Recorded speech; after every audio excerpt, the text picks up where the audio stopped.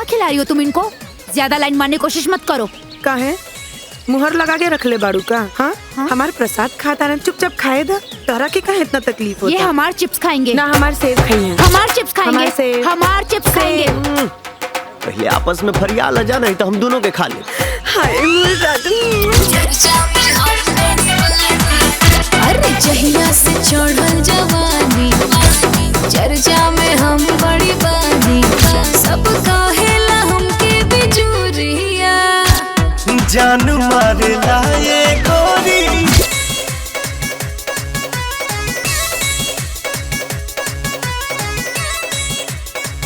का भइल साहब? लाइसेंस बा हमरा लगी? गाड़ी धीरे चलाया करो। ठीक बा सर।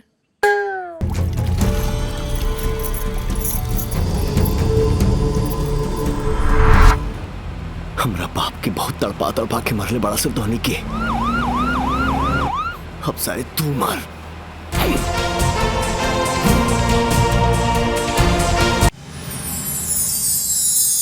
पता ना बजरंगी हमरा कुकुर के ऐसन का कह देलस कि कुकुर हमरा बाबूजी के ही दौड़ा ले। सही बात बा। पूरा गांव के नाक में दम करके धर देले बा। आज इनकर चल के कुछ ना कुछ फैसला हम सबके मिलके करे के पड़ी। सही बोलते हैं भाई। सही बात है, एके सजा मिले ही के चाहिए। आज एके छोड़ब ना। कहाँ बाड़ू अंजना चाची? कहाँ बाड़ू है बहन जी? बाहर आवो।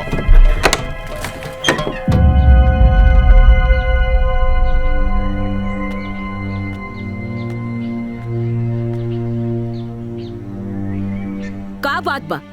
काहे सवेरे सवेरे हमरा दरवाजे पे मछली बेचता रहा लोग? हमनी के मछली बेचतानी आ तहार लइका जौन गांव भर में घूम घूम के लोग के परेशान कर रहल बा, ओकर का? अपना बेटा के संभाल ला चाची। हमनी समारे उतर गई नी ना, तो सीधा गांव से बाहरी खेत देम।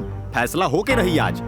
ओकरा साथे आप लोगन के जवन लगे ऊ करी लोग, पर हमरा दरवाजा पे आके दोबारा शोर मत करा लोग, समझला? और एक बार ना 100 बार हम कह देले बानी, हमार बिटवा से हमार कोनो संबंध नहीं खे। चला निकला लोग, मुंह का देखा तारा। निकला लोग। आ गईले सवेरे सवेरे। भाई का जमाना है? चला चला, लागत हमनी के कुछ करे के पड़ी।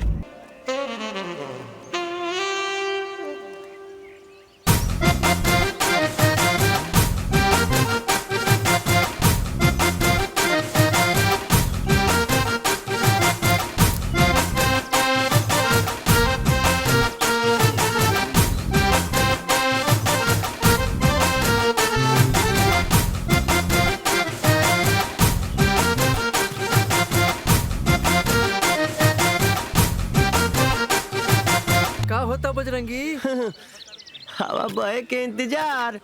हवा बही त लहंगा उड़ी। आ जब लहंगा उड़ी तो कुछ न कुछ दिखी।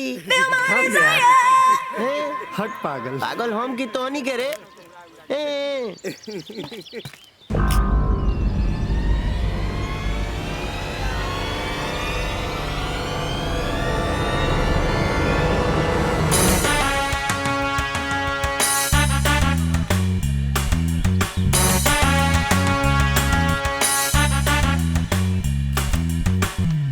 पता का सोच के तारा घर वाला नाम कोमल थैले बाड़ा, बस नामक कोमल बाड़ू।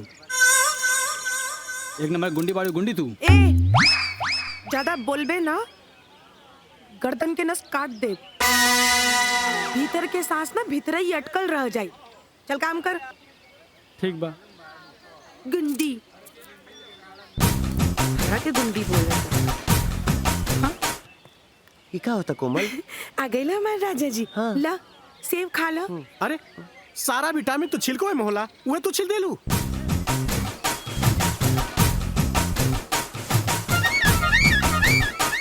इका तू ही ना कहला सारा विटामिन छिलका में होला। ला खा।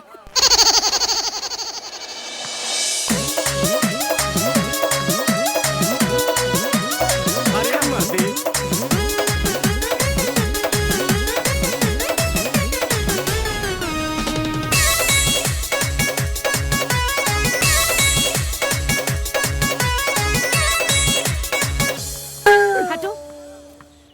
क्या खिला रही हो तुम इनको?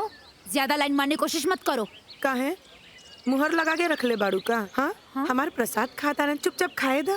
तोहरा के काहे इतना तकलीफ होता? ये हमार चिप्स खाएंगे ना, हमार सेब खाइए। हमार चिप्स खाएंगे हमार सेब। हमार चिप्स खाएंगे। पहले आपस में फरियाल जा, नहीं तो हम दोनों के खा ले। हाय मोर दादा।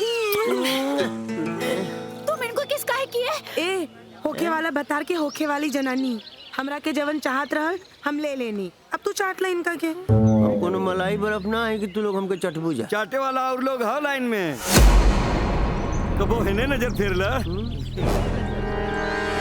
के बतावत बानी। का बोल ले? हाँ, का बोल ले? हाँ, जाके अपने बहन के चटिया।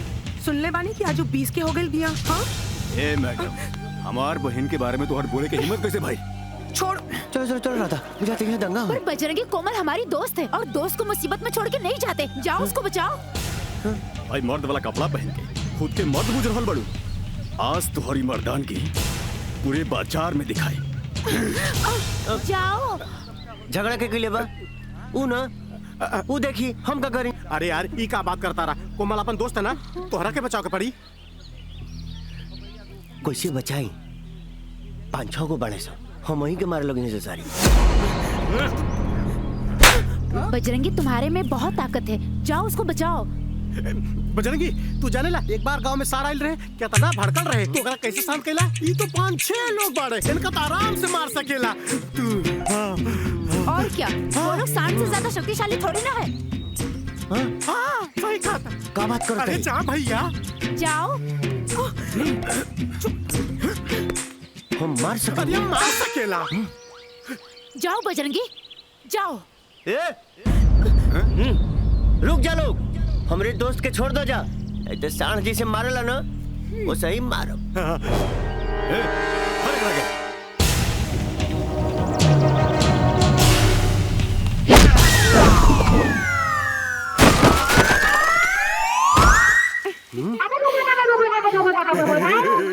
हम कहा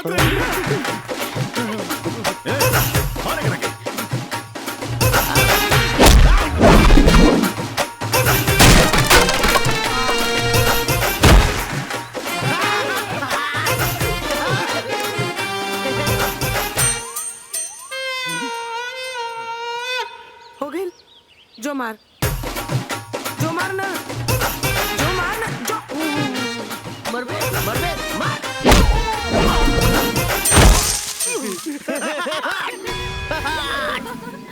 ओए, जो ना, जो मार, जो। अब हम तोड़ी। जी हमारी राजा। का देखा था वे? तो से ठीक बिया। तुमको बोला था ना इनसे दूर रहो। सुन ना, हम इधर आओ। अंग्रेजी में मारा मारी मत करो, भोजपुरी में मारा मारी करो, ठीक है? जैसे गौवा में लड़े से ना रानी मंगजानी। अरे यार, कुछ खट्टा खाए मन करता रहो। गाभिन बड़े का। एक काम कर, चल पूरा बगीचा झाड़ दिया। हाँ। हम कैसे जाएंगे? और बगीचे की रखवाली तो कुत्ता करता है, कहीं काट लिया तो 14 इंजेक्शन लगते हैं, और वो भी पेट में। पेट के चिंता हमारा ऊपर छोड़ दो, ओके हम संभाल ले। ऐसन बात पता चला, आज झाड़ दिया जाए। अरे चलो, अरे चले चलो। चल।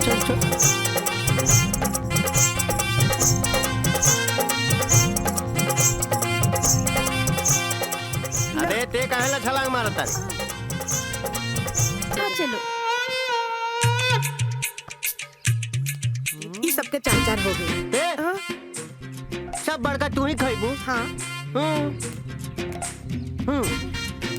अरे हमार जा ले ला। बाले सर, चलो घर चले जाए। हाँ मोटू, चल। का कह तारा? हम जाई? हाँ जा, चली हम जाई? जा चली हम जाई? ये आम हम तोहरे ला धोके लावत नहीं। हाँ, रुकिए, बहुत वक्त हो गया, अब हमें भी घर चलना चाहिए। क्या हुआ? हमेशा घर जाने के नाम पे इतना उदास क्यों हो जाते हो? तू हर माई भी तोहरे शकल से नफरत करती ना, तब तो के पता चले। समझ में नहीं आता, भगवान ने आपकी माँ को किस मिट्टी का बनाया है? अपने ही बेटे से इतनी नफरत। माई के दोस्त मत द, जरूर हम ही कोनो गलती कैले होखब, तबे वो हमसे चिढ़ल रहेले। ए राधा, का होता है? तोहरा के कितनी बार मना कहनी ना कि पागल से नहीं खे मिले के? तोहरा दिमाग में बात नहीं खे घुसत का? एकर तब भाग्य खराब बा, तोहरो खराब करके धो दी। माँ, जो मुंह में आता है वही बोल देती हो। तुम्हें पता है मैं इनको प्यार करती हूँ। तो तोहरा के पूरे गांव जवार में यही पागल मिलल है। अगर तू हमार बात ना मनबू, हम शहर भेज दे। चला चला ना, चल। माँ मेरी बात तो सुनो।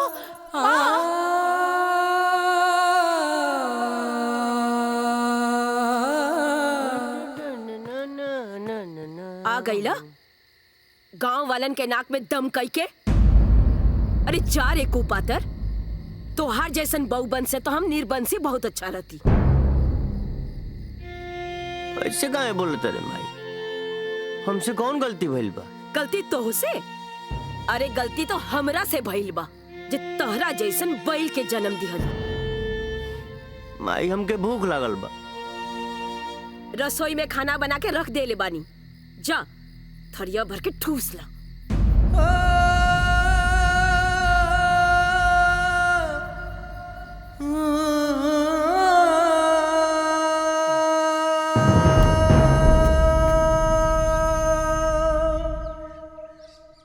फिर चल देला गांव वालन के नाक में दम करे। पलट मत।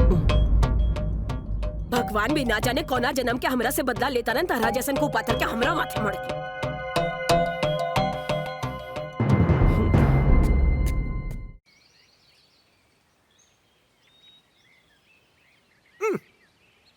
कहाँ रह गए रहला मर्दवा?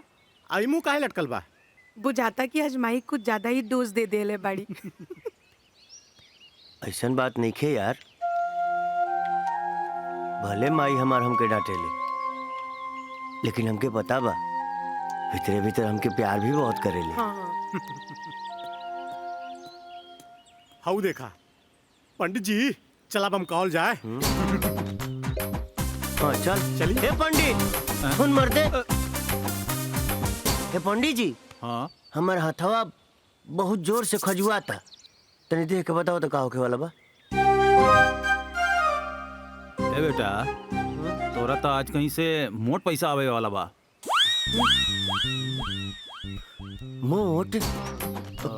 मोट माने कितना ना? अरे बेटा, कम से कम 10-20 हजार तो इवे करी। अरे वहाँ बगली में अभी कितना बा? हमरा बगली में? हाँ 500 रुपया होई। तब निकाली ना, खड़े खड़े फायदा कराओ तनी। काहे के निकाली? निकाली? अरे निकाली निकाली, जल्दी निकाली। हाँ हाँ निकालो ना बाबा, जब हमरा भरी पैसा आ जाई तो तुमके तिगुना कह के दे। जोड़ के देखा था कितना होता? जोड़ा। चल कम 5, 5 दूनी 10, 5 तिहाई 15।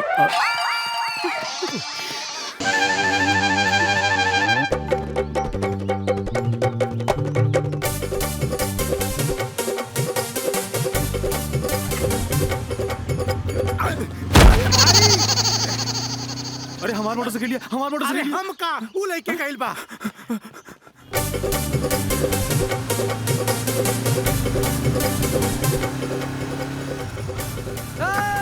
रुका रुका रुका।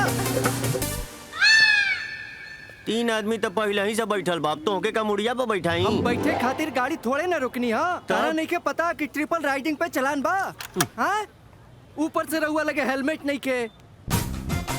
चला लाइसेंस निकाला। चला। लाइसेंस तो नहीं के। लाइसेंस नहीं के ना? एगो काम कर, गाड़ी के कागज निकाला। वो नहीं के। वो नहीं के ना, गाड़ी के मालिक आ गइलन, जौन पेपर चाहिए इनके से मांग लो। ठीक बा? गाड़ी के मालिक? चल रे। कैसन पागल के गाड़ी दे दला है यार? अरे हम कहा देनी, वो तो खुद ही लेके भाग गई। खुद ही लेके भाग गई? 1 नंबर के पागल बा, पूरे गांव के नाक में दम करके रख ले बा। मस्त बेवकूफ बनाई गई है। Listening to the beat and the funky, funky rhyme. रुका बजरंगी। है रुका। काल हमरा बाबूजी के पीछे कुकुर काहे दौड़ू ले रहला? ये बात अपना कुकुरे से पूछ लेता, यहाँ आवे की जरूरत ना पड़ी। कारे बजरंगिया, तू हम सारा गांव वालन के चैन से ना जिए देवे के कोनो क्रिया उरिया खैले बाड़े कारे? एकरा के तो रावण कहे में भी रावण की अपमान बा। घर में महतारी बीमार बिया, और ई अपन आवारा गर्दी करता। का हमारा माई के तबीयत खराब बा?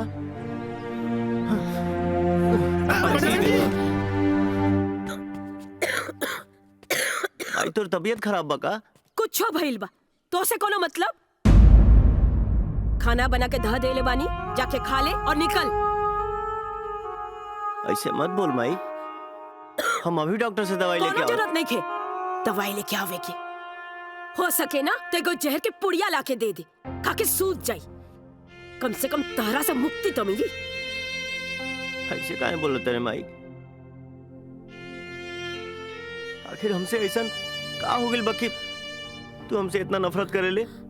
बोल भाई, का गलती बा हमार? बोल ना। तू जानल चाहता रे ना कि तहार का गलती है? तो सुन, हिंदू लड़की से शादी करवे हैं? हिंदू लड़की से शादी करवे? मुसलमान होके हिंदू लड़की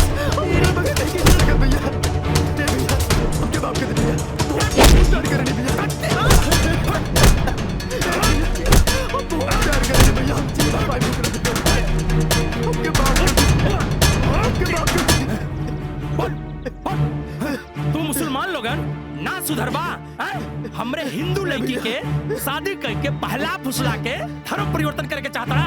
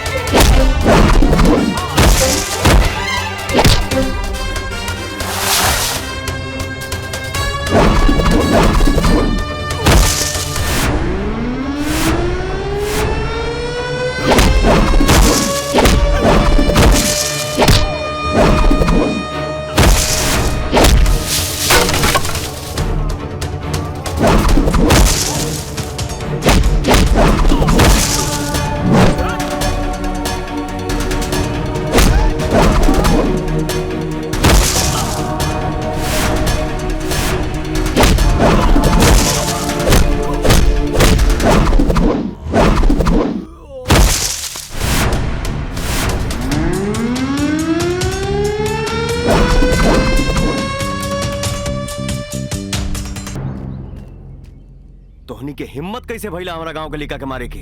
तू बीच में मत पड़ा पवन भैया। तोरे गांव के मुस्लिम लड़का हमरे गांव के हिंदू लड़की के पहला फुसला के शादी करके धर्म परिवर्तन करके चाहता, और तू मर्दे कैसे हिंदू बड़ा हो कि मुस्लिम के सपोर्ट करता? हाँ, हमके पता बाकी मुसलमान है और तू लोग यही सब में लगल रह जा।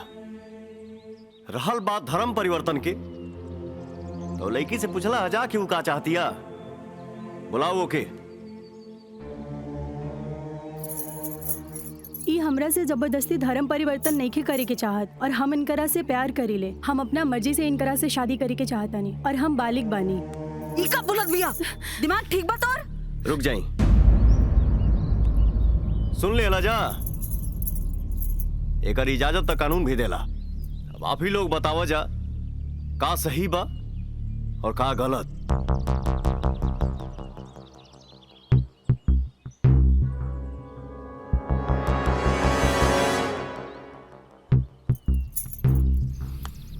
देखा हम तोहनी के साथे बानी। अगर तू लोग के ठीक लागता तो तू लोग एक हो जा, और अगर तू लोग अपने माँ बाप की रजामंदी से उनका आशीर्वाद लेके करब तो केहू के कोनो तकलीफ ना होई।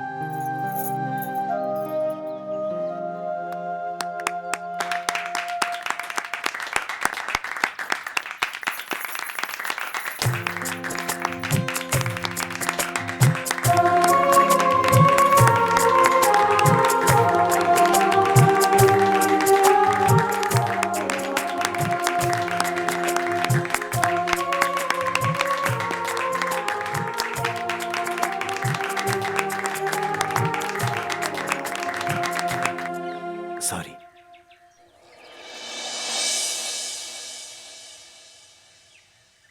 हमके तो सॉरी ना चाहिए, हमेशा लेट हो जाला।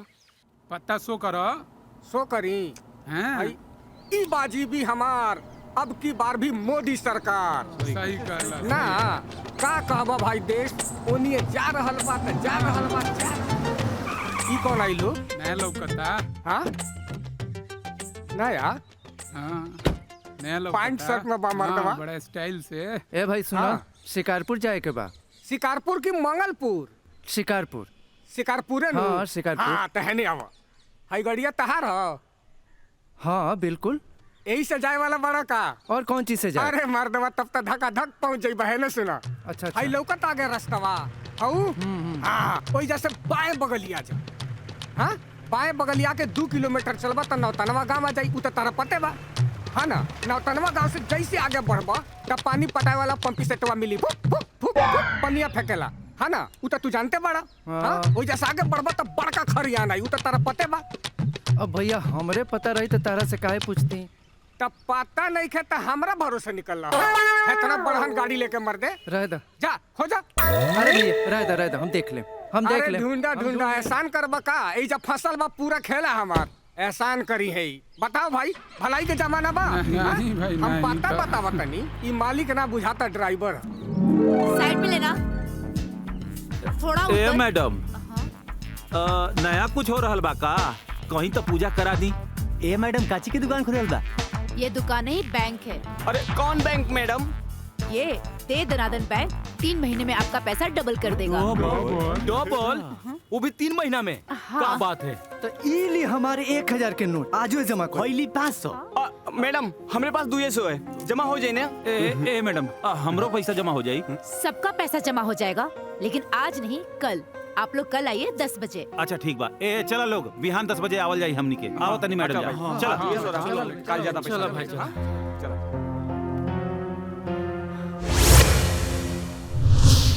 ई बैंक में वरिष्ठ नागरिक खातिर अलग से कतार के भी व्यवस्था बा। तनी कम झूठ बोला। माने हम झूठ बोला तनी चाचा? अरे तू लोग ई बैंकवा के आज देख रहल बड़ा, हम तो भाई जमाना से ही बैंक के देखत आ रहल बानी। तनी कम फेंक मर्दवा, माने आजे बैंकवा के उद्घाटन भइल बा आ तू पहले ही से देख लेले बड़ा। बेटा इहे कहल जाला देह बढ़ जाई लेकिन बुद्धि थोड़े ना बढ़ी। अरे ई गांव में कल बैंक खुलल बानू हो। हमरा भैया के ससुरारी में कई साल से ही बैंक चल रहल बा आ हम तो कई बेर पैसा दुगुनिया भी चुकल बानी। हाँ अब काले देखिए चाचा, भोरे हम बैंक में लाख रुपए लेके जाई, धान से जमा करब और 3 महीना में डबल करके निकाल। अरे बाबा तोहरो जो 18-20 कट्ठा बाचल बानू खेतवा, कुल बेच के बैंकवा में धा दो पैसा। जब डबल आ जाई तो दुगुना खेत की नहीं। अगर ऐसा बात बा लबार भैया तो हम कल है ना अपन भैंसिया के बेच के कुल पैसा बैंक में जमा कर दे। अरे 3 महीना के तो बात बा ओकरे बाद पैसा डबल हो जाई, तब एक के बदला 2 भैंस खरीद ले। एकदम सही सोचले बड़ा बेटा। चाचा राम नाम के लूट मचल बा, लूट सकेला तो लूट ला।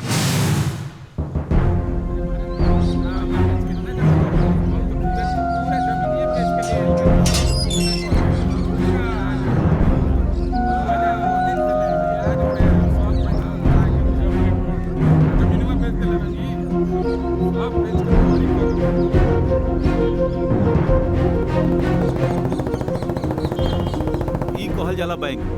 पैसा जमा करो तो मिठाई के डब्बा मिलेला। अरे भाई तनी खनिया हमरो कति बनाइयो, हम खा ली तो पैसा दुगना हो। अरे तू पूरा खनी तरक ले के। नमस्ते भैया। नमस्ते। नमस्ते। कन्हैया यहाँ आवा।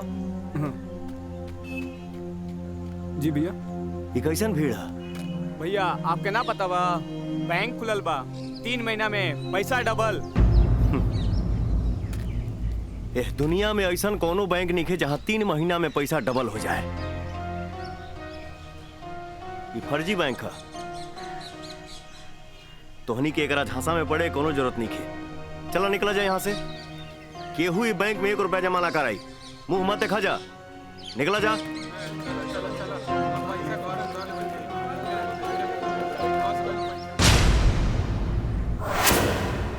अरे कौन है ये आदमी? मैं मी पवन सिंह हवन। ये गांव के लोग इनकरा के अपन भगवान मानेला। अगर ये बोल दी है ना कि बैंक में एक भी पैसा ना जमा होई तो बिल्कुल 1 रुपया भी जमा ना होई और हमहू ना जमा करम। मैम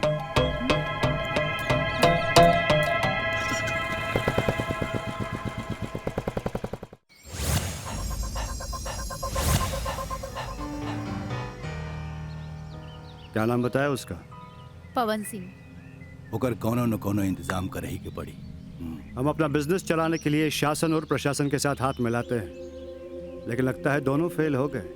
अग्रवाल साहब टेंशन मत लो, सब मैनेज हो जाएगी। ये पवन सिंह ऐसी क्या चीज है जो गांव वाले उसके पीछे हैं? अगर ऐसे चलता रहा तो मुनाफा तो दूर, हम अपनी लागत भी नहीं निकाल पाएंगे। हम कहा नहीं कि पवन सिंह के मार देता नहीं, सारा किस्सा ही खत्म हो जाए। चुप करा, तू नावे के बाहुबली बड़ा दिमाग तो तारा लगे चारा होना के नहीं खे। अग्रवाल साहब, पवन सिंह के गांव में बड़ा नाम और प्रतिष्ठा, ओकरा के मार देला से गांव में टेंशन के माहौल पैदा हो जाए और हमनी के टेंशन के माहौल में धंधा ना जमा पाई। तो क्या चाहते हैं? एक छोटे से इंसान के लिए हम अपना बोरिया बिस्तर लेके चले जाएं? ना ना, तनी वक्त के इंतजार करे के, जब समय आई तो पवन सिंह नाम के कांटा के भी उखाड़ लाल जाई। उखाड़ दो उसे, नहीं तो तुम तीनों को उखाड़ दूंगा।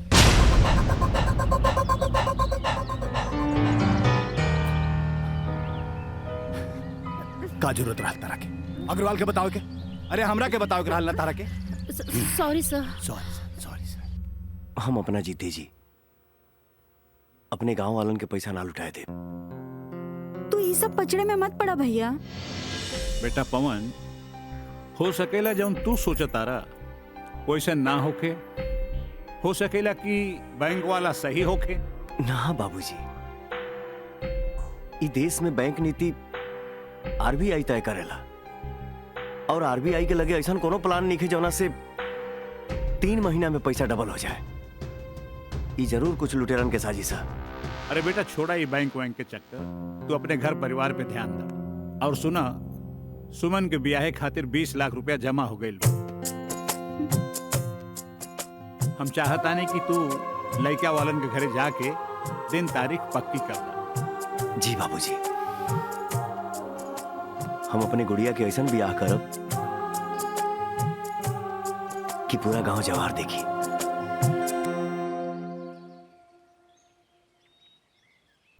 प्रणाम। अरे वकील साहब, आई बैठी। अचानक? अरे यार लली एगो क्लाइंट किया समय मिलल तो हम सोचली कि जात बेटी दामाद से मिलक चली। अरे तो बहुत अच्छा करी रहुआ ही घर है। अरे बिटिया। जी बाबूजी। अरे समधी जी खातिर चाय पाने लिया। अरे वो सब तो हो जाई, पहले ही बतावा कि दामाद जी इतना जल्दी में कहाँ जात रहलन? वो कहा कि बिटिया के ससुराल गए बड़े ब्याह के दिन तारीख पक्का करे खातिर। अच्छा। एक बात बताई, राव वकालत कैसन चलत बा? अरे भगवान का शुक्र, बहुत बढ़िया चला। आज ले हम कोनो केस हल्ली ना। रुकी मदद करी पवन बाबू, ना तो हमनी बर्बाद हो जाई। का भइल? अरे पिंकिया के आँख के ऑपरेशन खातिर हम 10,000 पेट काट के जमा कैले रहनी। रउआ के मना कैले के बावजूद भी पिंकिया के बाबूजी वो पैसा ले जाके बैंक में जमा कर देले। पवन बाबू, हमरा के कैसे भी वो पैसा दिया द। तू बैंक पहुंचा, हम आओ तनी। बहुत मेहरबानी। तोहनी से कितना बार कहनी कि सब के सब फ्रॉड हमेशा। भाग चलोगे यहाँ से। ये लूट मार के दुकान जवन खोल के बैठल बाड़ू जा, ये चुपचाप बंद कर दा, नहीं तो कहीं अगर हम बंद करावे पे उतर गई नी सबके बोलती बंद कर दे। देखिए पवन जी, आप जैसा सोच रहे वैसा कुछ भी नहीं है। ये सचमुच ईमानदार बैंक है। ईमानदारी बा की बेईमानी एकर तो पता हम लगाइए ले। अभी काम के बात सुना। इनकर मरत तोहरा बैंक में कल 10,000 रुपया जमा कर गई बड़े। वो पैसा इनके वापस चाहिए। पर ये तो 3 महीने बाद सीधा 20,000 हो जाएंगे। इनके 20 ना 10 चाहिए, वो भी अभी के अभी। आप तो बुरा मान गए। बस मैं अभी दे रही हूँ, स्लिप दीजिए आप। इनके 10,000 दो।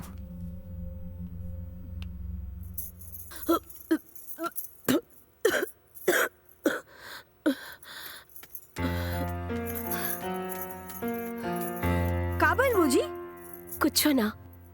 अरे रवा रुकी, हम उल्टी रोके की दवाई लेके आवतानी। अरे सुना, ई दवाई से ठीक होके वाला रोग नहीं खे। का मतलब? मतलब तू बुआ बने वाली बाड़ू। सच्ची?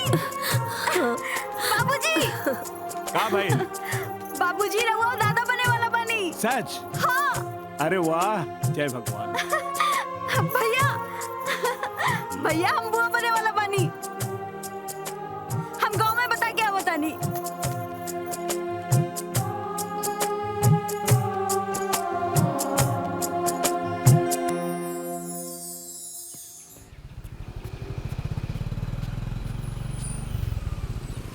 ए भाई, भद्रकाली मंदिर जाए के बा। भद्रकाली मंदिर की कंकाली मंदिर? भद्रकाली मंदिर। हाय मोटरसाइकिल से जइबो? हाँ जी। हाँ तो ठीक बा। हाय चल जा सीधा। अगला सीधा के पाय मुड़ दिखा। पाय अरे बतरिया सिंह के फिल्म लागला मर्दे। ए मर्दवा, हमारे इतना मालूम रही तो हम चल ना जोईती। अब कइला ना कायदा वाला बात। बियाह भइल बा? हाँ। आ केचा केची कएगो बा? 3 गो। हमारा भरोसा पैदा कइले बाड़ा। ए मर्दवा, तू ऐसा काहे बोलत रहा? हम बोलता नहीं। जब लड़का हमारा भरोसा पैदा नहीं कइले तब पता काहे हमारा भरोसा पूछे निकल गइला मर्दे। अरे निकला मर्दे, हमारा कुछ और निकाले के जा मर्दवा, भले पता नहीं कहां से चलो तर से लुल्लू के पटा।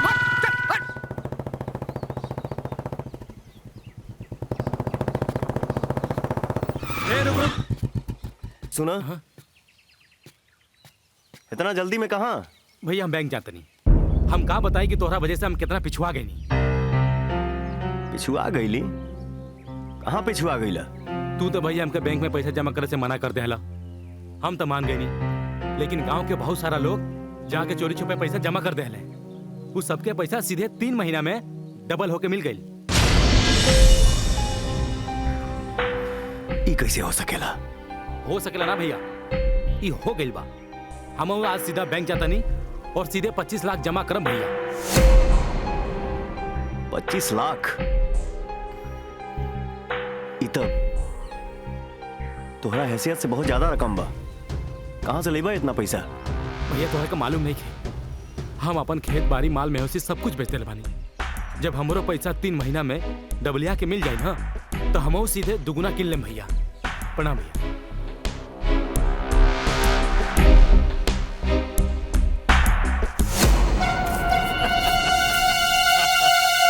चलो ठीक है।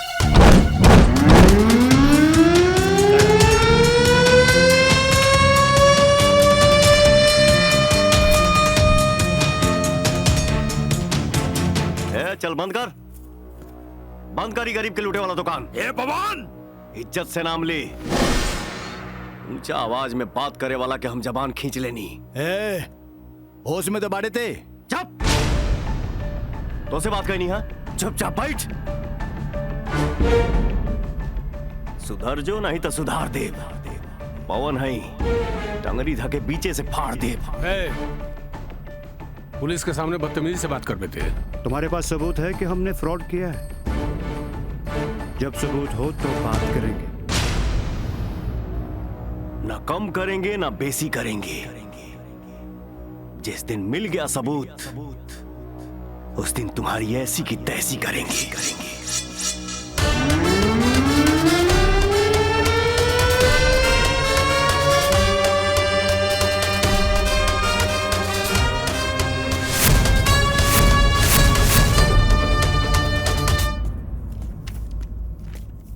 एगो जरूरी काम से हम पटना जाते नहीं बाबूजी।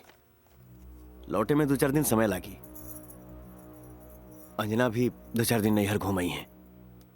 बेटा इतना कौन जरूरी काम आ गई जौन अचानक तोहरा के पटना निकले के पड़ल? लौट के आइब तो सब बताई। हाँ बेटा खुश रह, खुश रह। हाँ बेटा खुश रह, खुश रह। भैया पटना से हमरा खातिर कुछ लेके आई है। ठीक बा। प्रणाम बाबूजी। अरे नरेश बाबू, आई आई आई। अचानक बैठी बैठी। सुनाई ले मिठाई खाई। मिठाई कौना बात के भाई? हमार भाई हाँ बैंक क्लर्क से बैंक पीओ बन गई। अरे ओकर वाह। प्रमोशन हो गई बा। अरे वाह वाह वाह वाह वाह। सुमन बिटिया जल्दी से भगवान के सामने घी के दिया जलावा। हमार दामाद जी के प्रमोशन हो गई बा। हम चाहता नहीं हाँ ब्याह के दिन जितना जल्दी से जल्दी हो सके उतरवा ली हल। जी जी बहुत अच्छा, बहुत अच्छा। लेकिन दहेज अब 20 ना 40 लगी।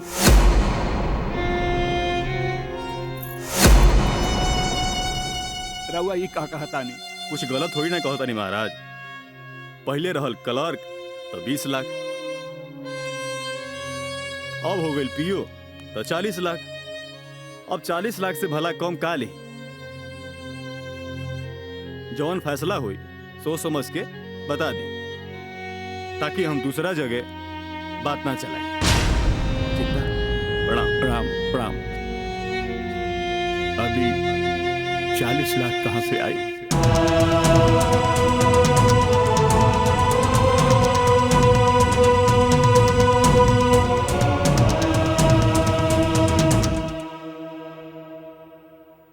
जी आइए बैठिए।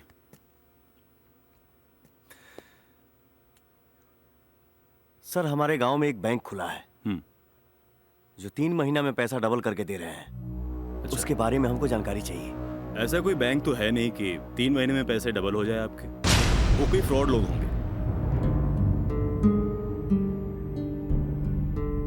बाहर से आप फाइल ले लीजिएगा। ओके सर, थैंक यू। सर मेरा फाइल। ये रही आपकी फाइल। Thank you. वेलकम। देखी महेश बाबू, इस समस्या जितना बड़ा बानू ओकर समाधान उतने आसान बा। 20 लाख रुपया जे रउआ सोन बेटी के शादी खातिर जमा के ले बानू नु, ओकरा बैंक में डाल दी और 3 महीना में पैसा दुगना हो जाई। ओकरा निकाली और बिया कर दी बेटी के। ना पंडित जी ना, पवन मना कैले बा। अगर ओकरा के पता चली ना तो बहुत नाराज होगी। अरे पवन के अभी बतावे के जरूरते नहीं खे। 3 महीना के बाद जब 20 लाख के 40 लाख मिली, ओकरा निकाल के बिया कर दी, झंझट खत्म। हमार तो यह राय बा। बाकी रहुआ जौन मर्जी। अब हम चलते हैं। प्रणाम। प्रणाम।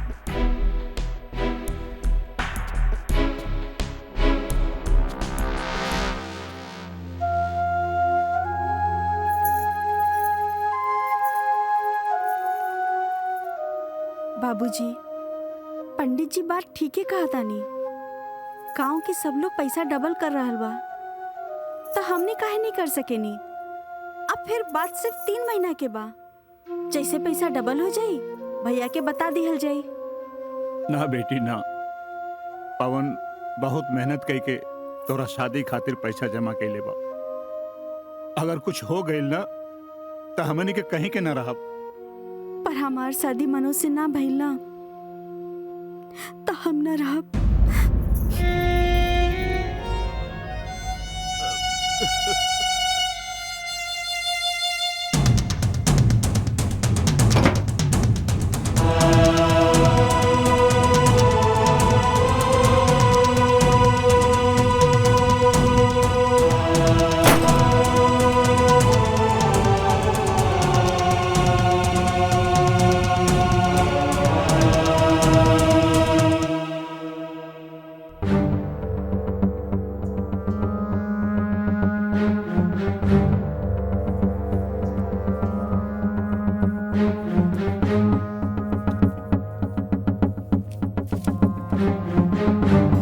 नमस्ते मैडम।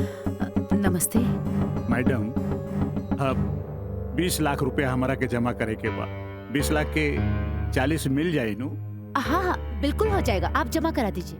जी वो कहा कि मैडम हमार बेटा बहुत मेहनत से रुपया कमा ले बा, अब हमारा बेटी के दहेज दे के बा। पहले 20 लाख रुपया देवे के रहल, अब 40 लाख रुपया देवे के बा, ऐसे हम 20 लाख ले आइल बानी। बिल्कुल बिल्कुल आप जमा करा दीजिए।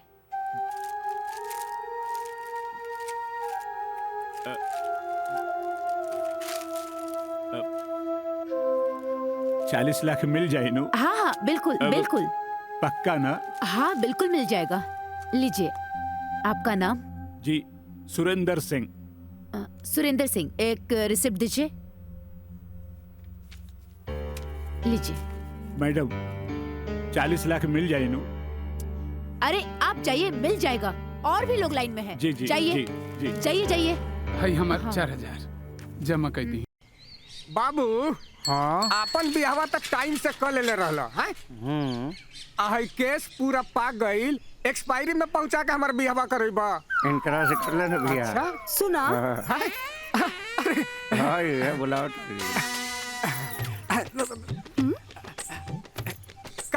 का हो? हमके उपेंद्र बाबू के घरे जाए के बा। उपेंद्र बाबू? हाँ। का काम बा उपेंद्र बाबू से हो? तोहरा के काहे बताई, हमरा के पता बतावा। ए सोना, ऐसन बा उपेंद्र बाबू ठार ले बुढ़ आदमी हैं? उनका यहाँ कुछ मिली? तनी हले देखा ना। पागल आदमी बड़ा का? पागल रहती ना बाबू तो अब ले उखियारी में ले जाके तार व्यवस्था कर देले रहती। ऐसे झापड़ मारब ना, प्यार का सारा भूत उतर जाई। गदहा कहीं का। खिसियात का बड़ू बुढ़ापे में चलल बड़ा इश्क फरमावे। बाबू ऐसा ना। ए बाबू सुन ले ला, न चांद होगा न तारे होंगे, बुझाता इस साल भी हम कुंवारे होंगे। अरे बेटा का उम्र का लड़का सबका भी धक धका के बिया हो रहा है, हमारा नसीब में लगता है इस साल भी छुहारे होंगे। बैंक में 5 करोड़ रुपए जमा हो गए। रोजी बैंक में ताला लगा। अरे दादा ओ दादा, अरे हमार कुल रुपया चल गई। अरे ये पूरा गांव वाला के कुंडली बनौले रहली हम, और ये बैंक वाला हमर कुंडली बिगाड़ के चल गई। अरे हम तो अपन सब खेत बाड़ी बेच देंगे, अब तो ही सोचा कि अपने परिवार के पेट। दादा दादा हमारा का पता रहे कि 1 नंबर का 420 निकल गया। अभी भाड़ा पूरी करे से कुछ ना होई, जितना जल्दी हो सके ना चला थाने चल जाओ। एकदम सही सब चला जल्दी चलो। हाँ चलो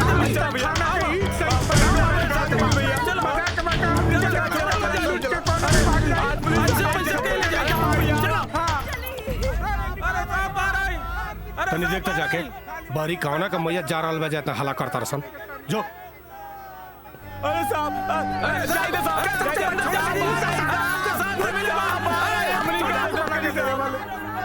सर गांव में बैंक बंद हो गया है, इसलिए गांव वाले हल्ला कर रहे हैं।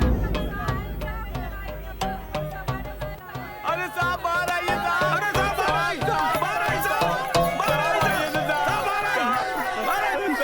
सुनी ना कोनो मर गइल बा का जे इतना भाई भाई करता लगे। अरे दरोगा जी, रउआ के तो मालूमे होई कि ई गांव में एगो बैंक खुलल रहे, और वो बैंक हम सारा गांव वालन के चूना लगा के चल गई। हाँ तो वो काम करे लगिन, तो उन्हीं के सब जाने मिल के वो चुनुआ खाला लगिन। अरे सुनले बारे चूना खइला से कैल्शियम बढ़ेला। अरे साहब हम गरीब गाँव वालन से मजाक ना करी साहब, कुछ करी साहब, नहीं तो हमनी बर्बाद हो जाई साहब, बर्बाद हो जाई। तो जब तोहनी के आबाद भई रहला जा तब हम याद आए रहनी का नानू, जकरा जकरा पैसा दुबरिया के मिलल रहे वो सब जाने तो आसमान में उड़त रहला जा। साहब आप पुलिस वाला है, हमने के मदद कर रहा फौज में साहब।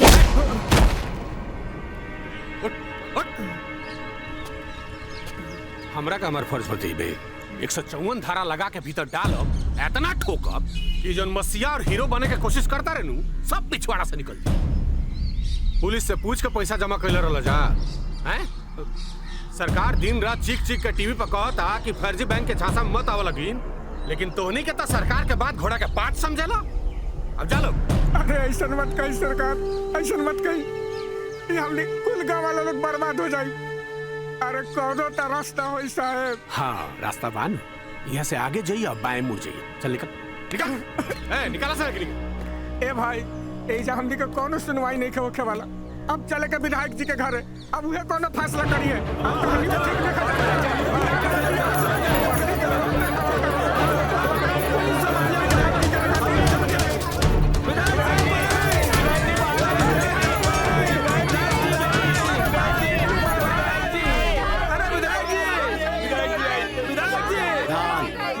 ध्यान दो जा लोग। कहाँ बात बा लोग? विपक्षी पार्टी के रैली निकलने बड़ा कहा हैं? अरे नाना विधायक जी, अरे रउआ से मदद मांगे आयल बानी। अरे कैसे मदद चाहिए बोला? गांव में बैंक खुलल, कुल गांव वालन के पैसा लेके भाग गइल। अब पुलिस कंप्लेन लिखे खातिर तैयार है नहीं। रउआ कुछ करी जौना से हमनी के पैसा निकल सके। बस यह समस्या हो तुम लोगन के। पहले तो खुद गलती करवा लो, फिर ओकरा बाद में कोनो 19-20 हो गई तो लग जाइबा सरकार के पीछे। अरे सरकार के और कोनो काम हो कि ना? हैं? अरे हमके देश के विकास करे के हो। देखा जौन कुछ भाई लोकरा के भूल जा। चला लोगन निकला, चला निकला, चला भैया। लागत है दुनिया में हम गरीबन के क्यों मदद ना करी। हाँ? अभी लड़ाई ना हमने खुद ही लड़ जाई। हाँ सही कहो तर। हमने जाता नहीं विधायक जी, लेकिन एक बात याद रखब, कितनो चिड़ै उड़ी है आकाशा, फिर करी है धरती के आशा। ए धमकी देता रे तोर औकात हमरा के पता हो। एगो पाउच और 1 नंबरी। अरे और हम हई 10 नंबरी। चुनाव तो हम बाएं हाथ से जीत ले। चला लोग निकला, चला ना तो लगा जूती आवे। चला निकला।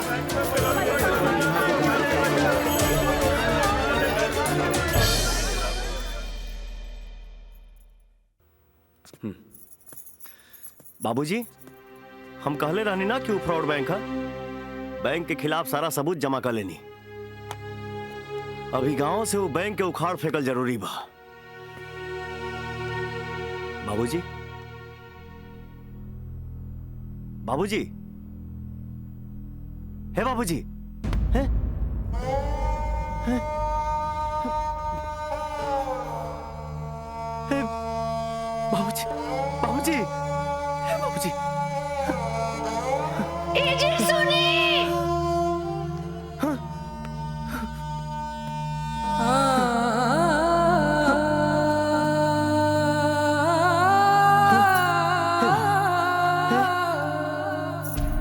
गुड़िया है?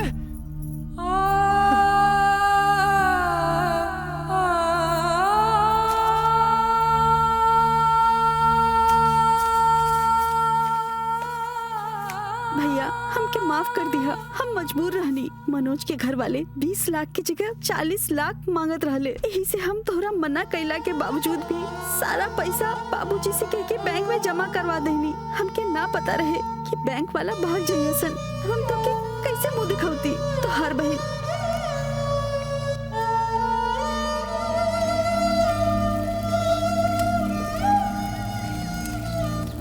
आ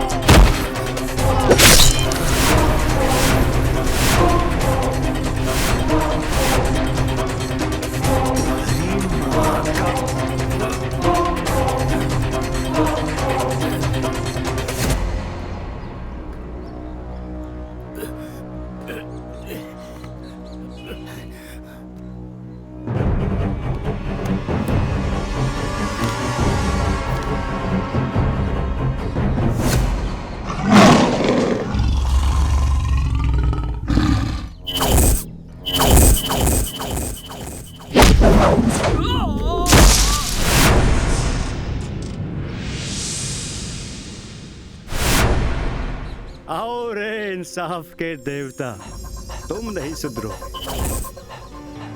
अब आए हो तो वापस कैसे जाओगे? कुत्तन के फुकला से शेर अपन रास्ता ना बदलेला। हे, आज शेर के गले में कुत्ता के पट्टा डाल के कुत्ता बनाए सन। औकात से बढ़ के बात मत कर। लंका में खड़ा वाले रावण के लंका में रावण के पर लंका में खड़ा के भाई तो देख देख।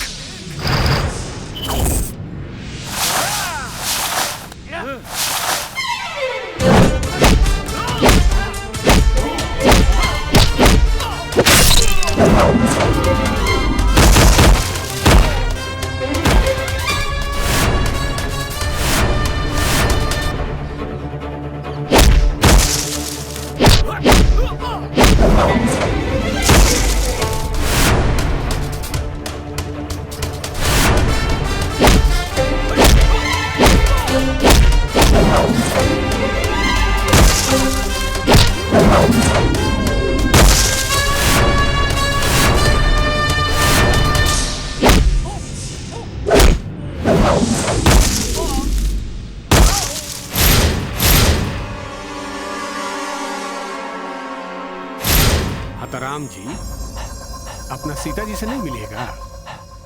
अरे ले आओ रे सीता माता को। छोड़ो, छोड़ो।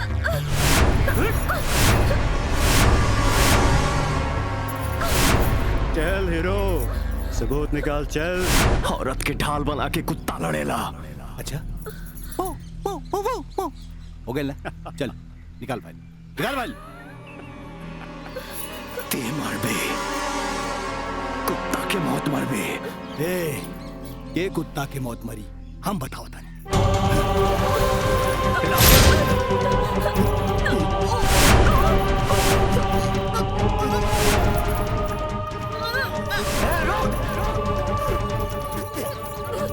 देता नहीं सबूत। हमरा पत्नी के छोड़ दे।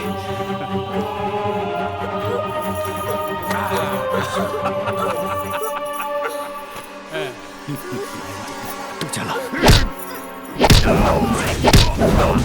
तू जा।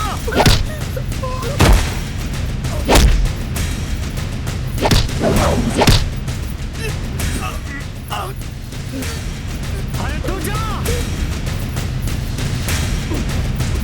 तू जा।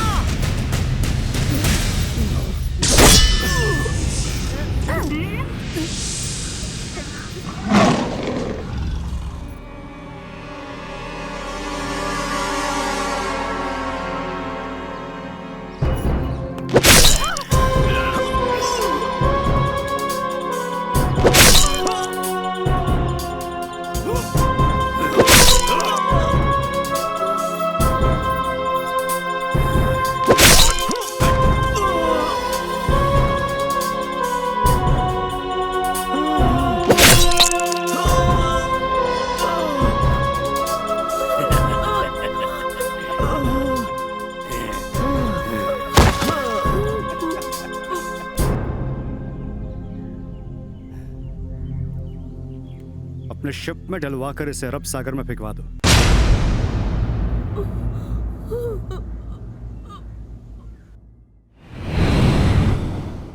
बस वो दिन से हम दिन रात भगवान से एक ही प्रार्थना करत रहनी कि जो हमरे कोख में हो वो बेटा ही दे, जवन जवान होके अपने बाप के बदला ले सके। भगवान बेटा तो देहलन, पर तारा जैसन जवन अपने आप के ना संभाल सके, वो अपने बाप के बदला का खाक ली। हमके कमजोर मत समझ माई, हम कुछो कर सकीला।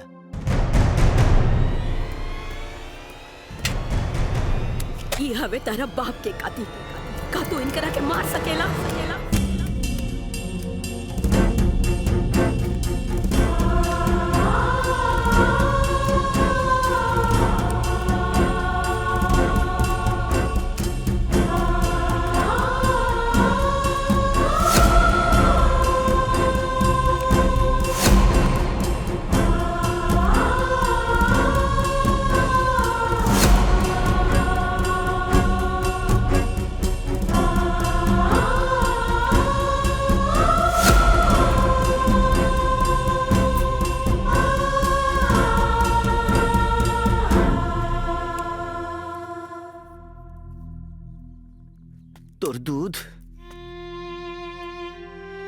बाप के सौगंध, अगर ये चारों के नाम मरनी ना तो जीवन में तो के कबो अपन शकल ना दिखाई।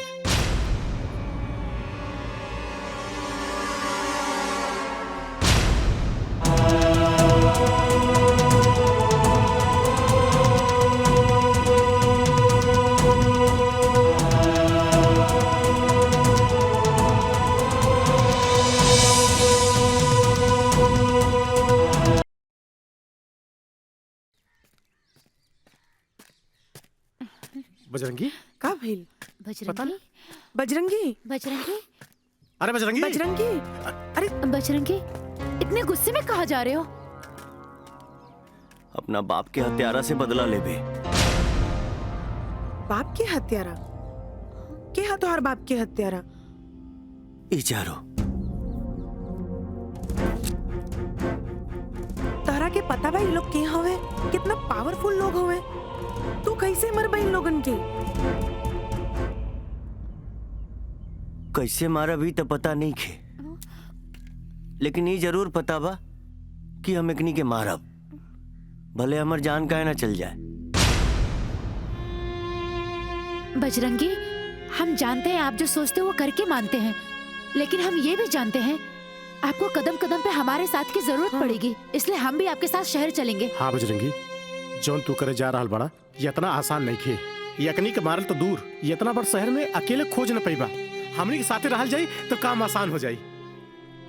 हमरा चक्कर में कहीं तोहनी के जान चल गई तब? वो जान ही का जवन दोस्त के काम ना आवे। हमनी के तोहरा के साथे चलब मतलब चलब। हाँ।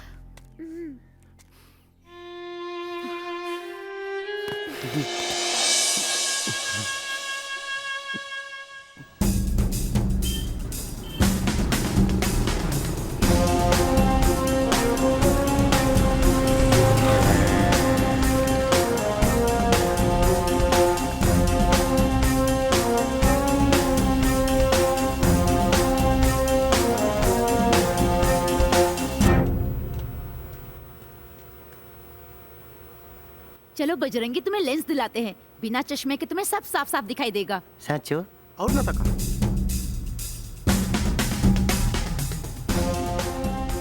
लागत नहीं नहीं हीरोनियन। हाँ?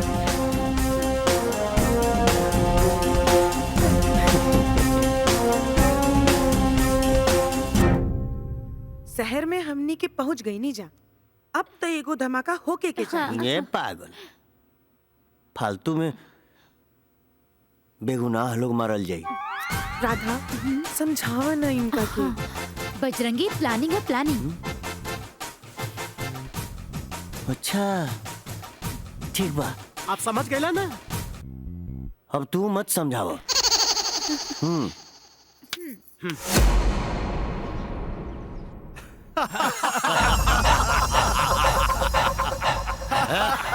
नमस्ते। बैठो बैठो बैठो। कमाल का जोक है डीएसपी, जरा फिर से पढ़ो। मरना तय है, पहले किसको जाना है आपस में सोच लो। नमस्ते।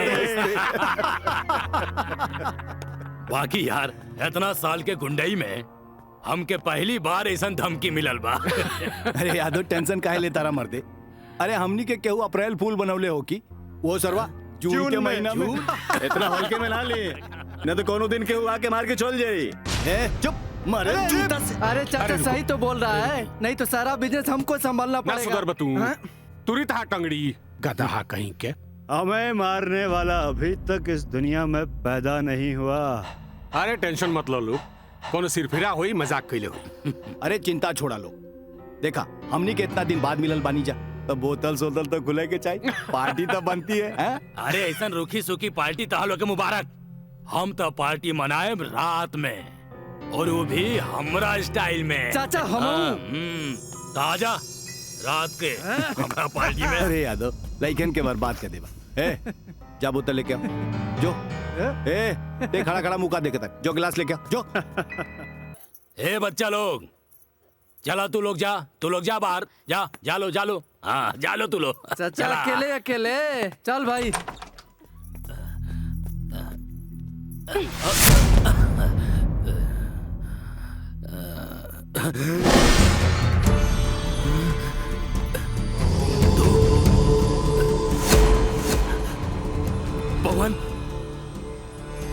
पवन ना, पवन पुत्र बजरंगी।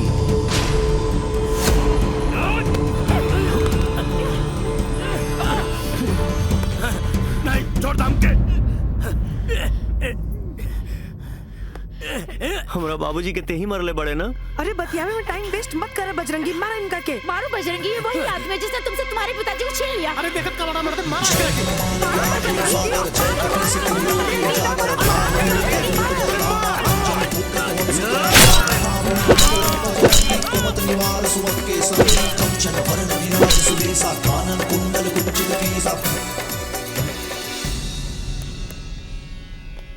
ये भाई ये निकल ऐसे, निकल भाई। हाँ, चल चल।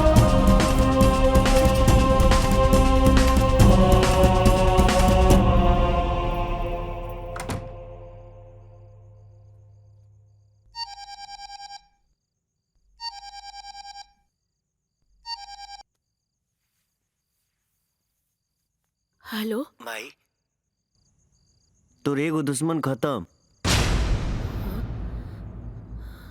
ते कहत रहलिस ना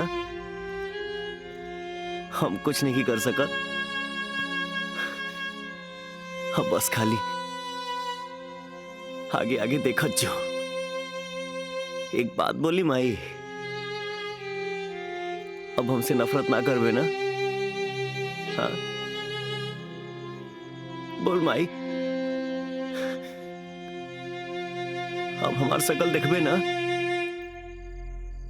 माई बोल ना रे, बोल ना।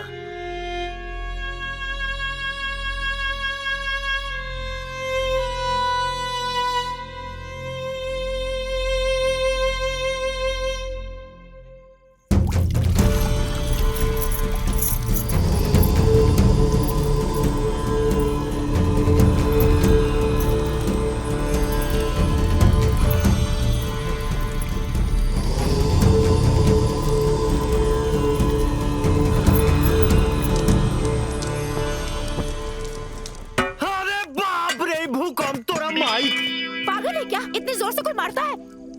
देख कितना खून निकल रहा है। ओहो, इतना सारा खूनम खून हो गई। चल बजरंगी अस्पताल लेके चल जाए। चल मैंने मारियो दलुआ दवाइयों करवाई बू। ए हीरोइन, समझाना अपना हीरो के। अरे भाई भाई भाई भाई, ये अस्पताल चला ना। चलिए बजरंगी, अस्पताल चलिए। हवलदार, एक एक चीज के ठीक से तलाशी ला, कोई भी चीज छूटे के ना चाहिए, और इलाज के पोस्टमार्टम के लिए भेज दा। ठीक बस सर।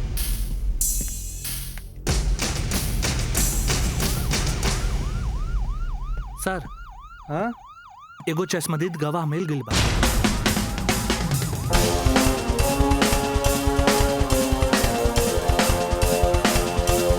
गजब हाल भाई अस्पताल के, सब कुछ भगवाने भरोसे चल रहा बा। बतावा 8 बजे से यहाँ खड़ा बानी, कौनो डॉक्टर सुधैले वाला नहीं खे। 8 बजे से आकर यहाँ किसी पे एहसान नहीं किए हो। हम अपना मरीज को लेकर 7 बजे यहाँ बैठे हैं। हम तो कोई हल्ला नहीं किए हैं।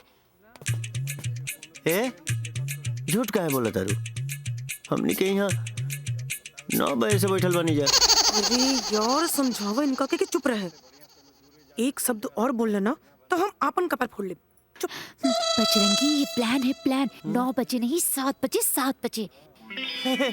7 बजे? हे 7 बजे? हे भाई लोग, हमने के 7 बजे से यहाँ बैठल बनी जा। हे 7 बजे? हाँ बस बस, देर हो तो। 7 बजे से आए तो क्या हुआ? कोई प्रधानमंत्री हो कि हल्ला कर रहे हो? चुपचाप बैठो, डॉक्टर साहब आएंगे तभी इलाज होगा आपका। मतलब जे प्रधानमंत्री ना होई ओकर टाइम पर इलाज ना होई हॉस्पिटल में, ऐसा कोनो रूल बा का? हाँ देखा बेचारा के कितना खून बह रहल बा। हाँ इलाज नहीं के कर सकत, डॉक्टर नहीं के आ सकत टाइम पे, तो कम से कम 2 बोली प्यार से बोल ना। हाँ हटिए 1 मिनट, क्या हुआ? क्यों शोर मचा रहे आप लोग? हाँ बोलिए, मैं हूँ डॉक्टर, क्या बात है? आप डॉक्टर हो? ये कोई आने का टाइम है?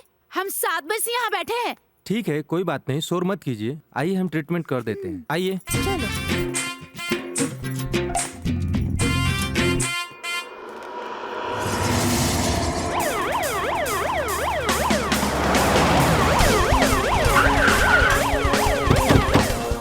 पकड़ो इसे। अरे कहाँ लेके जा रहे हो इन्हें? अरे का कहले बाड़े?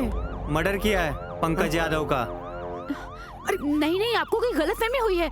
ये किसी को मर्डर नहीं कर सकते। मेरे पास चश्मदीद गवाह इस मर्डर केस का। अरे साहब कुछ ले दे के मामला हल कर दे। जो कुछ कहना है कोर्ट में आके कहना। लेके चलो इसे। अरे बजरंगी, अरे साहब, बात तो सुनिए। अरे इंस्पेक्टर साहब सुनिए। अरे साहब बात तो सुनिए। अरे साहब अपा कहीं जाए। चलो।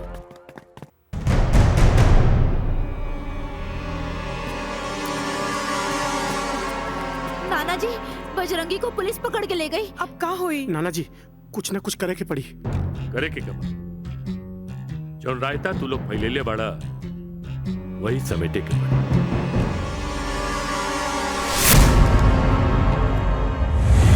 मशहूर बिजनेसमैन मनोज यादव की हत्या के जुर्म में जिस व्यक्ति को गिरफ्तार किया गया है, लोग बता रहे हैं वो निर्दोष है। क्या पुलिस इस मामले में वाकई में महज खानापूर्ति कर रही है? फिर वाकई में मासूम सा दिखने वाला बजरंगी ही हत्यारा है। आज बजरंगी की कोर्ट में पहली पेशी है। देखते हैं अदालत से क्या निर्णय आता है। पल पल की खबर।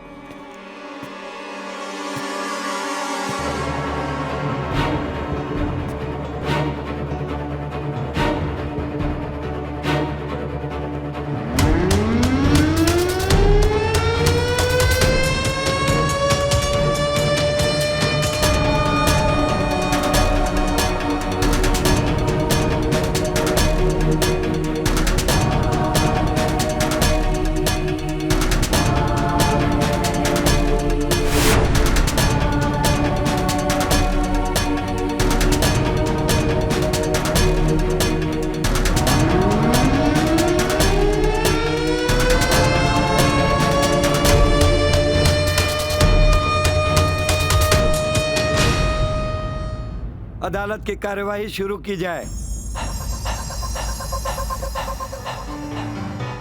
मिलॉर्ड, कटघरे में खड़ा ये मासूम सा दिखने वाला शख्स इतना दरिंदा है मिलॉर्ड। इसने मरहूम पंकज यादव पर एक बार नहीं, दो बार नहीं, पूरे 10 बार चाकू से वार किया है। और इस जघन्य अपराध को करते वक्त ना ही इसके हाथ कांपे हैं और ना ही इसका जमीर। ऐसे हत्यारे को इस समाज में जिंदा छोड़ देना खतरनाक ही नहीं बल्कि ये एक प्रकार का जुर्म है। और मैं इसके जुर्म को साबित करने के लिए इस घटना के चश्मदीद गवाह और मरहूम पंकज यादव के बुजुर्ग नौकर हरिया को इस अदालत में बुलाने की इजाजत चाहता हूं। इजाजत है। हरिया हाजिर हो।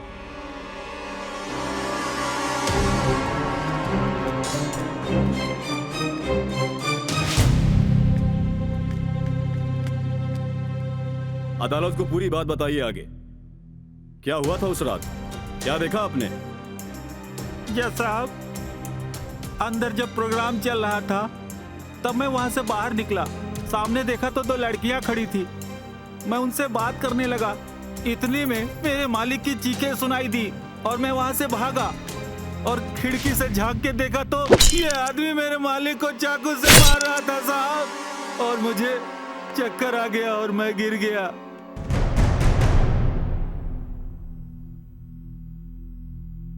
That's all, my lord. बचाओ पक्ष के वकील गवाह से कुछ पूछना चाहते हैं। Yes milord. Proceed. Thank you. तो हरिया जी, जिस दिन आपके मालिक का खून हुआ जी, उस दिन आपने मेरे क्लाइंट को खिड़की से उनका खून करते हुए देखा। तो जरा ठीक से देखकर बताइए कि क्या यही वो आदमी है?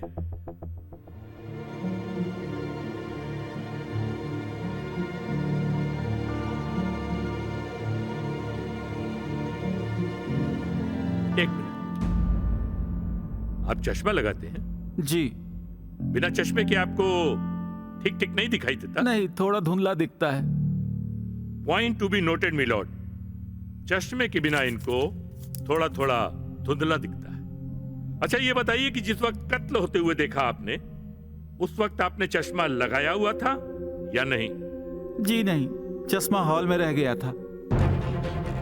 यह भी पॉइंट नोट किया जाता है। तो आप विश्वास के साथ कह सकते हैं कि यही वो आदमी? लगता तो यही है। लगता है मिलॉर्ड, इनको लगता है, इनको विश्वास नहीं है ये पूरा कि ये वही आदमी है। That's point. ठीक है, अब आप जा सकते हैं।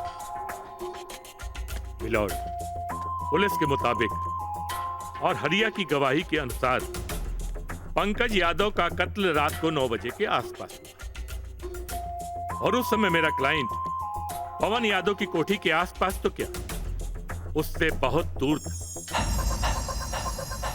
और ये बात साबित करने के लिए मैं प्राथमिक स्वास्थ्य केंद्र के डॉक्टर मिश्रा को बुलाने की इजाजत चाहता हूं। इजाजत है।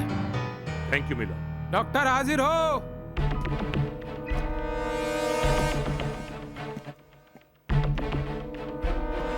नमस्ते। हाँ तो डॉक्टर मिश्रा। जी सर। आप इस व्यक्ति को पहचानते हैं? जी देखा है, बिल्कुल देखा है। परसों 7 बजे के आसपास ये हमारे हॉस्पिटल आए थे। इनके सर पर चोट लगी हुई थी और ये लोग काफ़ी शोरगुल कर रहे थे। मुझे थोड़ा सा लेट हुआ, तकरीबन 10 बजे के आसपास मैं आया और इनकी मरहम पट्टी किया। फिर ये दोस्तों के साथ चले गए। धन्यवाद, अब आप जा सकते हैं। जी थैंक यू सर। मिलॉर्ड, अब मैं अस्पताल के चपरासी ब्रजभूषण को अदालत में बुलाने की इजाजत चाहता हूँ। इजाजत है। Thank you. कंपाउंडर हाजिर हो। प्रणाम सर। हाँ तो ब्रजभूषण जी, डॉक्टर साहब ने अभी जो कुछ कहा वो सच है? जी सर, सच है। आप इनको पहचान रहे हैं? जी पहचानते हैं सर। कैसे? परसों शाम को आए थे, बहुत हल्ला गुल्ला किए थे। अच्छा? और शोर मचाए थे। डॉक्टर साहब ने पट्टी किया और ये चले गए। वकील साहब, आप कुछ पूछना चाहते हैं? No question my lord. Thank you, आप जा सकते हैं। My lord, that's all. रुक जाइए जज साहब, ये सच ना। अदालत में खड़ा होके कबो झूठ ना बोले के चाहिए। यही से हम सब सच सच बतावे के चाहता नहीं। हमनी के हॉस्पिटल में 7 बजे ना 7:02 में पहुंचल रहनी जा। अब जवन रुआ कहे के बकाही। गवाहों के बयान से यह साबित होता है कि बजरंगी बेकसूर है, लिहाजा बजरंगी को इस केस से बाइज्जत बरी किया जाता है। द कोर्ट इज एडजॉर्न्ड।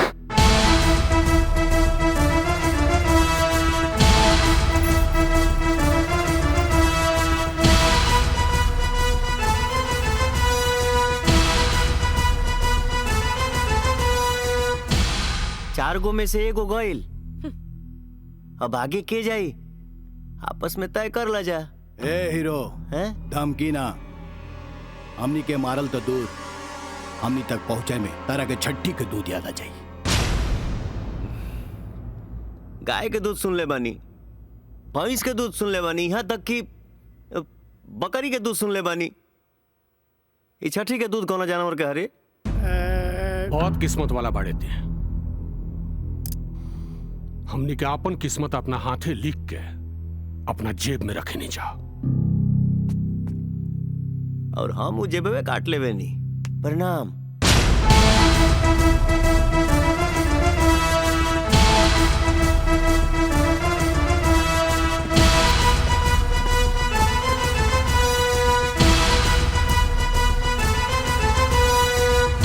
बाबू के जाई पहले ताऊ जी के हमार बाबूजी? हमरा तो लागता तोहर बाबूजी। तो लागल शर्त 5000 के लग गई। सही बा।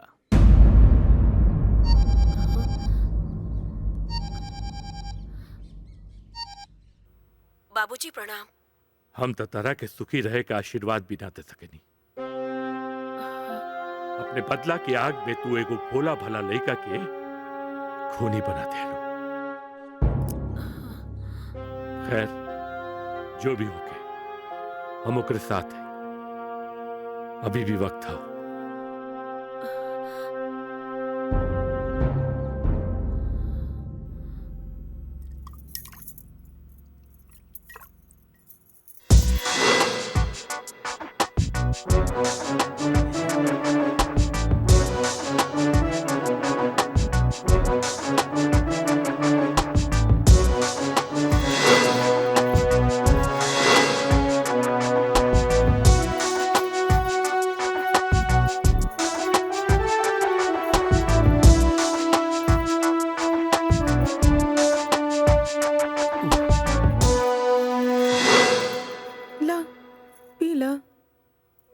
काम हो जाई। दा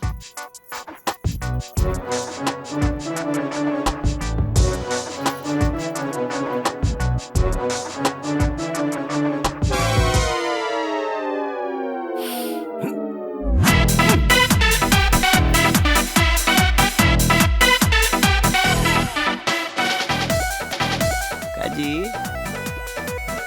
साड़ी में बड़ा आज सुंदर लगा तारी। अच्छा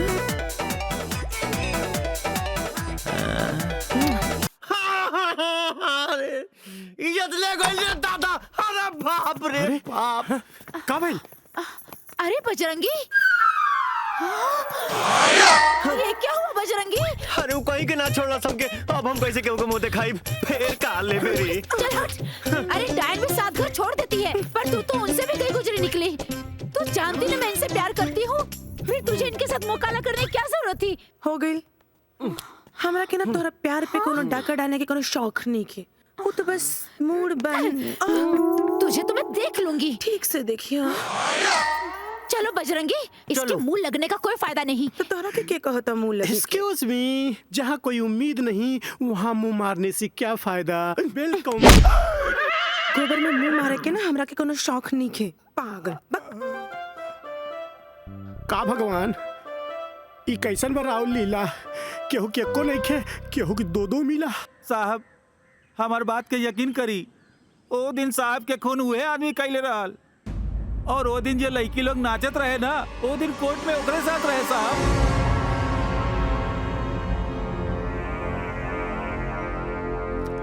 मैंने कहा ना तू ऐसे दूर रहे। अरे होने का ध्यान देता रू। दूर रहो हमसे। हम खाली बानी, हमरा पर ध्यान दे। अरे तोरा पता घंटा ध्यान दे। अरे बजरंगी,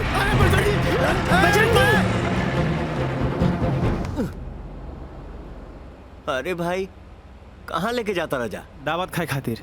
दावत खाए तो हमारा दोस्त लोग के भी ले ला। ये ड्राइवर भाई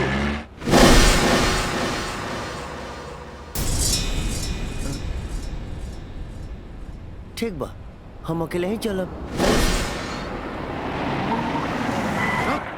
चल चल चल चल चल उतर। चल चल।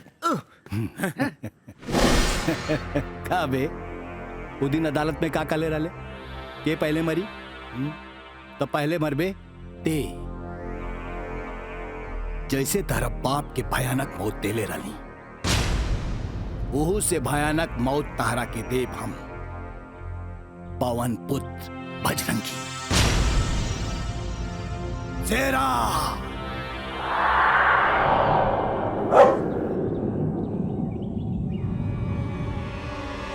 जा शेरा, चीर फाड़ के रख देख रखे। जय हनुमान ज्ञान सागर जय कपीसति लोक उजागर भागवत अतुलित बलधामा अंजनी पुत्र पवन सुत नामा महावीर विक्रम बजरंगी कुमत निवार सुरत के संगी कंचन वरण विराज सुबेसा कानन कुंडल कुंचित केसा हाथ वज्र और ध्वजा विराजै आगे भूम जनेऊ साजै शंकर सुवन केसरी नंदन तेज प्रताप महाजगवंदन। बजरंगी आप ठीक तो है ना? हाँ राधा, ही देख देखना, हे कोमल, ही देख भाई, आज हम अपने बाप के दूसरे कातिल के भी मार देनी। ये बात हमार माई जानी तो कितना खुश हुई। क्यों को ना छोड़ो, सबके मार दे। क्यों को ना छोड़ो, सबके मार दे। बस बजरंगी शांत। चलो बजरंगी, चलो चलिए यहाँ से। चलो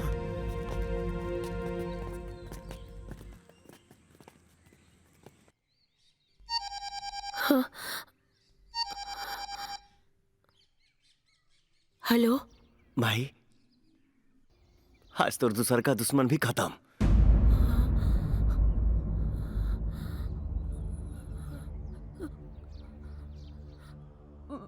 बेटा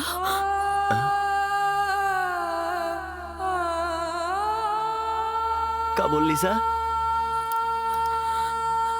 एक बार फिर से बोलना। बेटा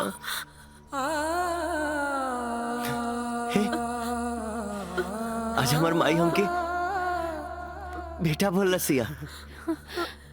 हम आई। अरे हम तो पागल रहनी जे अपना जिगर के टुकड़ा के मौत के मुंह में दे देने। हमरा कोनो बदला ना चाहिए, बस तू आ जा वापस। तुहार महतारी तोहरा के देखे चाहतारी रे, बस तू आ जा बेटा। ना भाई, हम तोरा दूध के क्रिया के अपमान नहीं कर सकत। जब तक सबके खत्म ना करब वापस ना आए।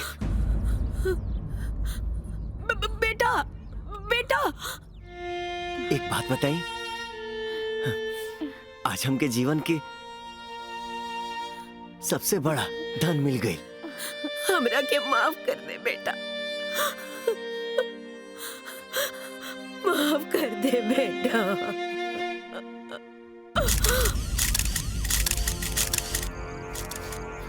मनोहर। यस सर। अच्छा से तफ्तीश करो, कोनो सबूत छूटे के ना चाहिए। ओके सर। क्विक। विक्रम, हम 100% श्योर बानी की हादसा ना हत्या आई। हत्या वो बजरंगी के कैला। अगर श्योर है तो एनकाउंटर क्यों नहीं करते? पुलिसिया चार्जशीट भी एनकाउंटर से कम ना होला विक्रम।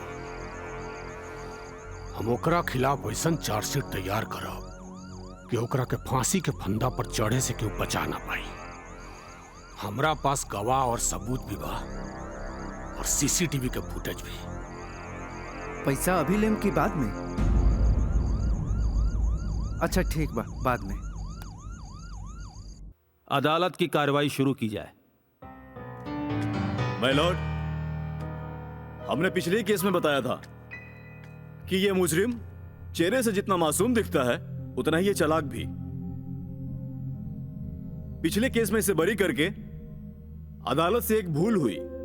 दुबे जी, अदालत के फैसले पर सवाल उठाकर आपने अदालत की तौहीन की है। Sorry milord. इस केस पे आइए। मिलॉर्ड, सीसीटीवी फुटेज में बजरंगी की मौजूदगी ये साबित करती है जो दिख रहा है वो महज हादसा नहीं, वो एक बना बनाया प्लान है। मैं इस अदालत के सामने सीसीटीवी फुटेज दिखाने की इजाजत चाहता हूं।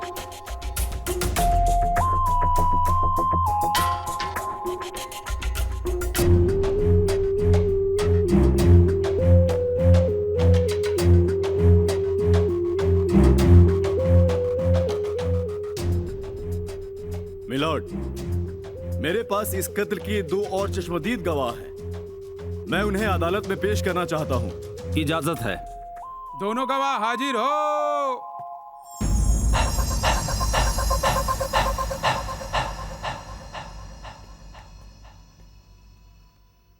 अदालत को सच सच बताओ, आप लोगों ने क्या देखा? ये बात सच है कि हम बजरंगी को उठा कर लाए, और ये भी सच है कि हम लोग उसे मारना भी चाहते थे। उसके बाद हमारे साहब ने बजरंगी के पीछे कुत्ता छोड़ दिया, इसलिए बजरंगी वहां से भागा। लेकिन बजरंगी फिर वापस आया और कुत्ते के कान में ऐसे ही कुछ बोला, और कुत्ता फिर हमारे साहब पे अटैक कर दिया। जज साहब, ये रहे दोनों चश्मदीद गवाहों के बयान, और सीसीटीवी फुटेज देखने के बाद ये साफ जाहिर है कि सीधा दिखने वाला शख्स वहां पर मौजूद था। मैं अदालत से दरख्वास्त करता हूं कि मुजरिम को कड़ी से कड़ी सजा दी जाए। That's all, milord. बचाओ पक्ष, आपको कुछ कहना है? Yes milord.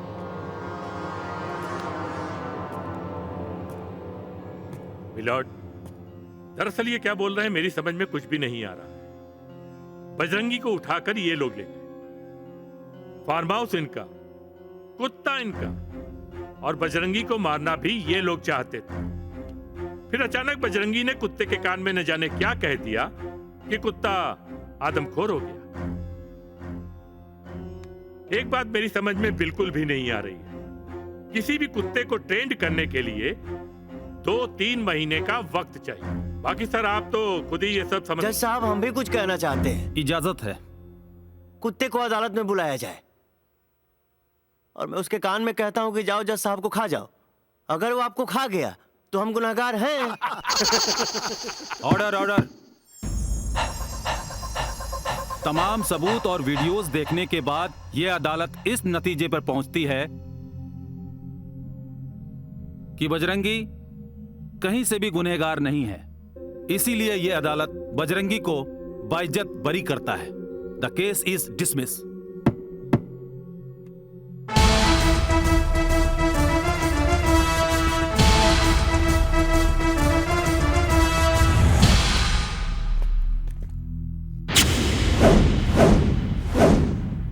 ए बजरंगी, एगो बात याद रखिए, सेव कितनो भी सड़ जाई, आलू के भाव ना बिकाई। लेकिन सड़ल सेव के कुत्ता भी ना सूंघेला। मरेगा, बहुत बुरी मौत मरेगा। अरे बाप रे, हम तो डरा गई नहीं। हमरा बाबूजी के तोहनी के धोखा से मरले रहा से ना। अब हम तोहनी के दौड़ा दौड़ा के ना डरा डरा के मारब।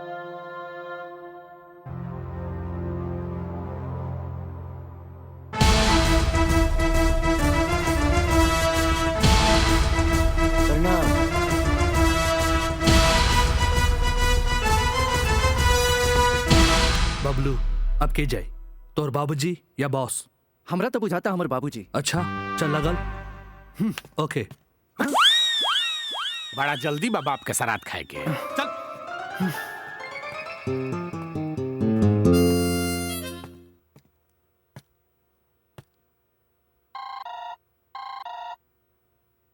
हेलो। जय हिंद सर, मैं राणा बोल रहा हूँ। बोलो।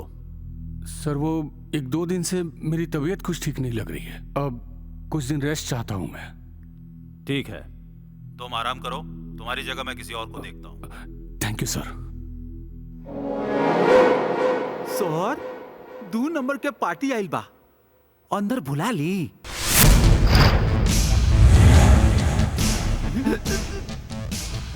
अब यहाँ 2 नंबर ना, 1 नंबर के काम हुई। हाँ सर। राणा साहब गए छुट्टी पे। अब चल मुद्दा का बात कल जाओ, जकरा खातिर हमरा के यहाँ भेजल गइल बा। यहाँ भइल दोनों पिछला हत्या का गुत्थी सुलझावे के साथे साथे आगे कोनो हत्या ना हो, एकरा खातिर आइल बानी। बजरंगी पे भी नजर रखा। जी जी सर।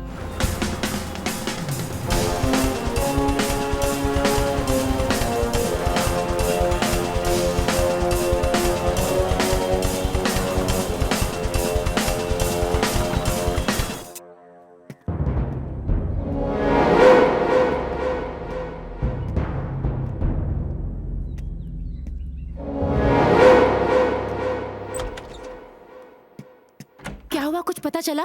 कुछ पता नहीं के चलत यार कि राणा कौना बिल में जाके छुप गइल बा। उ थाना में आइल नवका दरोगा के भी हमनी के ऊपर शक हो गइल बा। अब ना हमनी के एक एक कदम फूक फूक के रखे के पड़ी। तू कहे के का चाहता रू कोमल? हम पुलिस से डरा के घर में बैठ जाएं?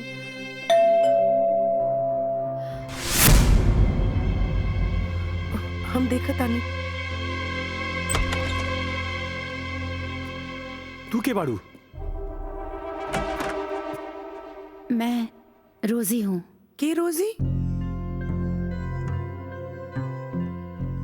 तुम लोग जिन गुनहगारों को ढूंढ रहे हो उनमें से एक मैं भी हूँ।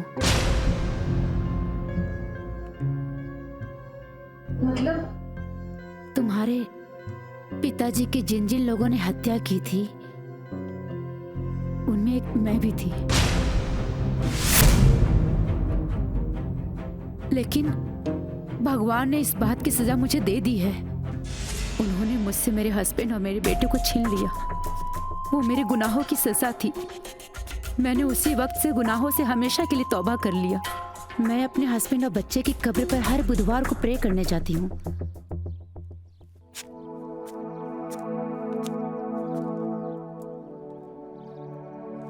एक दिन मैंने देखा राणा वहां आया है। फिर मुझे शक हुआ कि वो हिंदू है। फिर क्रिश्चियन के कब्रिस्तान में क्या कर रहा है? इसी सवालों के जाल में मैं हफ्ते भर उलझी रही। फिर अगले बुधवार भी वही हुआ।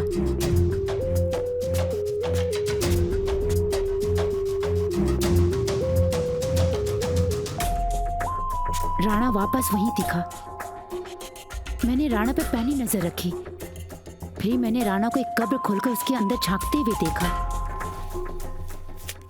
मुझे नहीं पता वो उसके अंदर क्या देख रहा था। मैं बस कोशिश कर रही थी कि वो मुझे दिखाई दे। और फिर वो कब्र बंद करके वापस चला गया।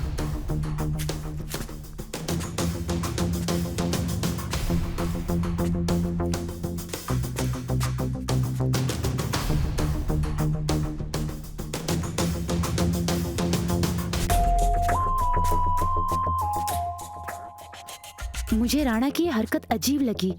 मैंने कब्र के भीतर दफन उस राज को जानना चाहा।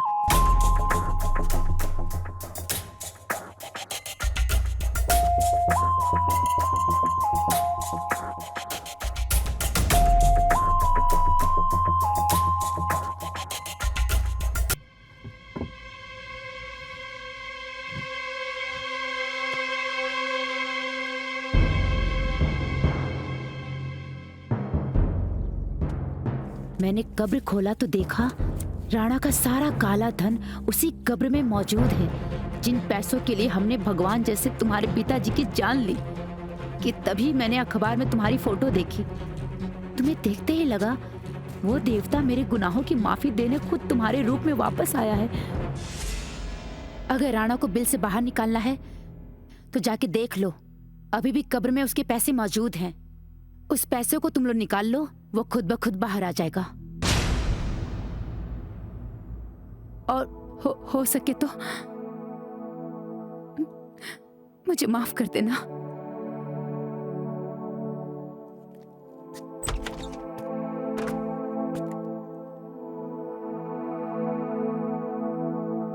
यस विक्रम बाबू। तुम हमारे बारे में क्या जानते हो एसपी? आप इस देश के जाने माने बिजनेसमैन हैं। गलत। मैं सरकार का रिमोट कंट्रोल हूं। हर पॉलिटिकल पार्टी मेरे पैसे से सरकार बनाती है। जब मैं सरकार बना सकता हूं तो सरकार गिरा भी सकता हूं। मेरे दो आदमी मारे गए और तुम्हारा डिपार्टमेंट हाथ पे हाथ धरा बैठा है। कान खोलकर सुन लो, मुझे वो बजरंगी सलाखों के पीछे चाहिए, वरना तुम सबका ट्रांसफर करा दूंगा मैं। डोंट वरी, बजरंगी बहुत जल्द ही सलाखों के पीछे होगा। ये वर्दी केवल खाकी कपड़ा नहीं है, यह कसम है समाज की। इसके हिफाजत करने के लिए ही हम इसे पहने हुए हैं। जी सर, मुझे अपनी कसम भी याद है और वर्दी के साथ किया गया वादा भी। अगर इतना ही याद है तो 2 हत्या करने वाला मुजरिम अभी तक पकड़ा क्यों नहीं गया? सर, जिसे आप मुजरिम कह रहे हैं, मेरे ख्याल से समाज और सिस्टम का सताया हुआ इंसान है, और जिस इंसान को कानून से इंसाफ नहीं मिलेगा वो कानून तोड़ेगा ही। ओह शट अप! एक पुलिस वाला होकर तुम गुंडे की तरफदारी कर रहे हो। राणा को प्रोटेक्शन दो, ज्यादा से ज्यादा फोर्स लगाओ, और ध्यान रहे उसे एक खरोच नहीं आनी चाहिए, समझ गए? जी सर। यह है हमारे देश का कानून, लूला भी और लंगड़ा भी। चलो चोरों के घर पहरा देते हैं। Move it.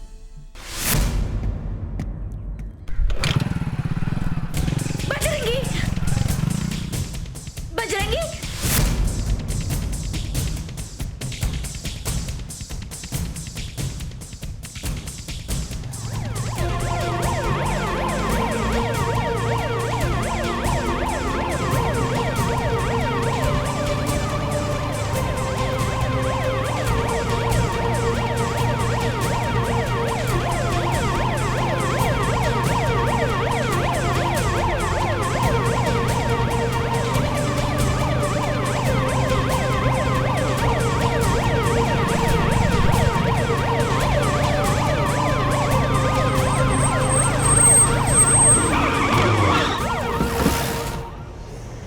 हेलमेट उतारो।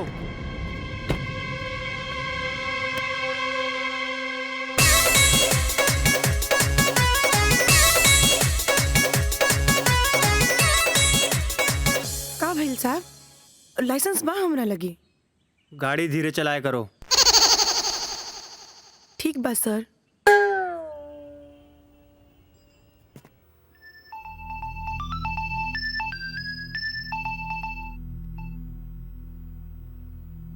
हेलो। अरे डरपोक, पुलिस वाला के पुलिस की जरूरत पड़ेला का? ए बजरंगी, हमरा कोनो पुलिस फोर्स की जरूरत नहीं है। तनी खिड़की से बाहर तो देख।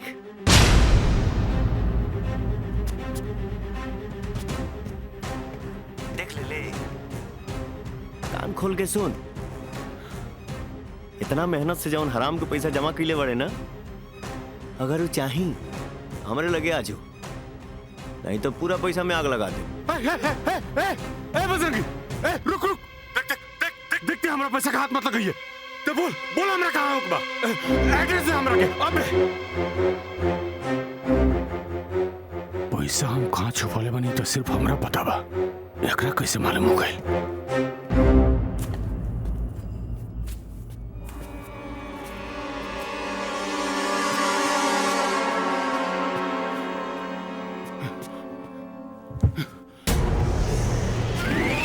यहाँ कहाँ? जहाँ बुलौले जाऊँ वहाँ। ए चाचा, दरवाजा बंद कर दा, बड़ा मजा आवता, ठंडा ठंडा, कूल कूल।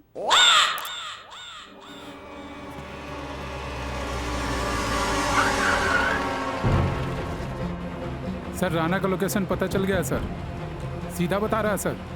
ड्राइवर गाड़ी सीधा लो।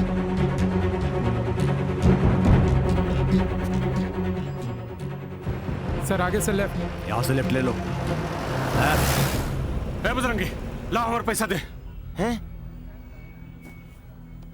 पैसा दे। ले ले ले। सर आगे से राइट बता रहा है सर। देख बजरंगी, और पैसा दे दे बस। तनी आराम कर ले इंस्पेक्टर साहब, थक गई लोग बा। दे बजरंगी, तुम्हारा पैसा दे दे बस। बहुत बेचैनी बा आराम के पैसा लेवे के।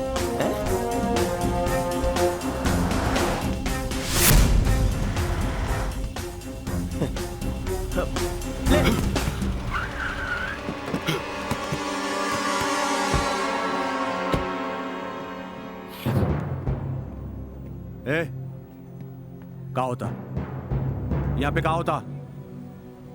और ये बैग में कहा? सर आपे खोल के देख ली ना। हवलदार। यस सर। बैग खोला, खोला।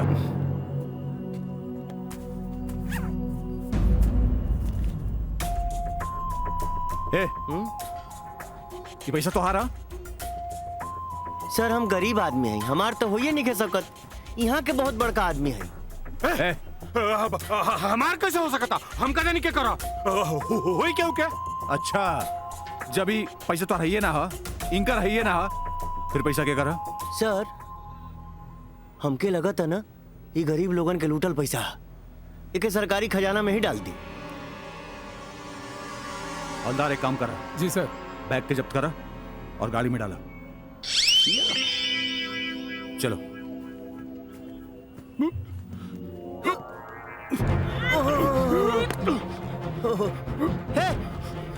हमके लगा था इनके अटैक आइल बा।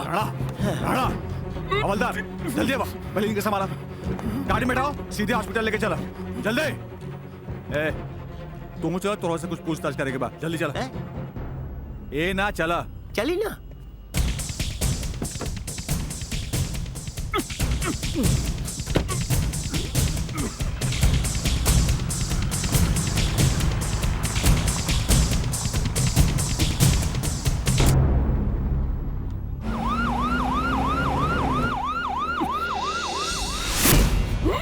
जय हनुमान ज्ञान सागर जय कपि गोली गड़िया तेज चलाने की काम है।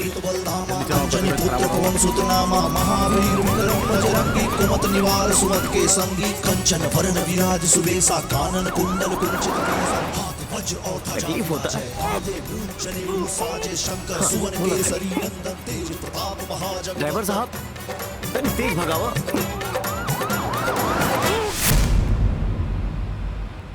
हमरा बाप की बहुत तड़पा तड़पा के मरले बड़ा से धोनी के।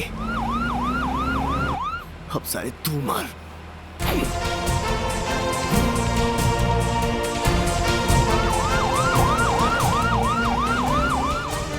अरे लागत हॉस्पिटल आ गई। जल्दी करा, राणा साहब के निकाला। निकाला जल्दी, स्टेशन में गवा। उतरी राणा साहेब। साहब दादा तो बोलते नहीं खान। सर लगता है साहब तो मर गए। राणा साहब, राणा साहब। सर हम रुक ही की जाएं। हाँ तू जा। सर सर एक मिनट। शहर छोड़ के बाहर मत जाइए, कहीं कैमरा के तोहरा ऊपर भी शक बा। जी ठीक बा। राणा साहब।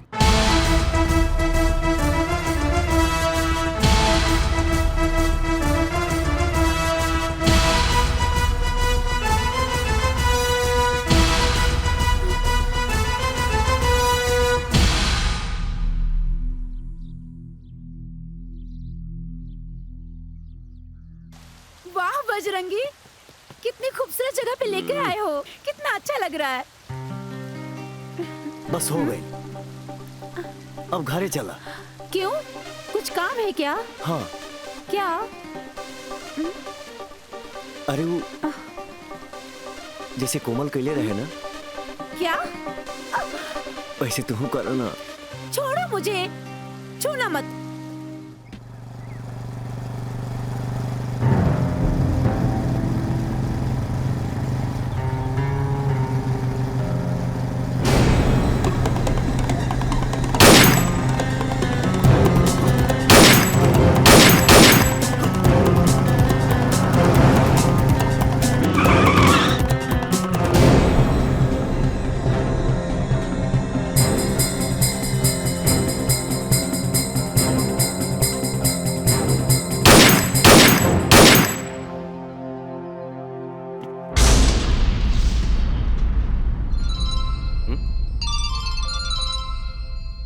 क्या हुआ, डर गया?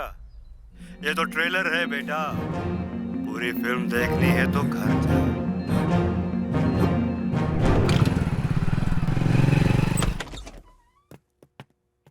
कोमल! अरे बजरंगी, हम ठीक बानी। ओइजा बालेश्वर के देखा।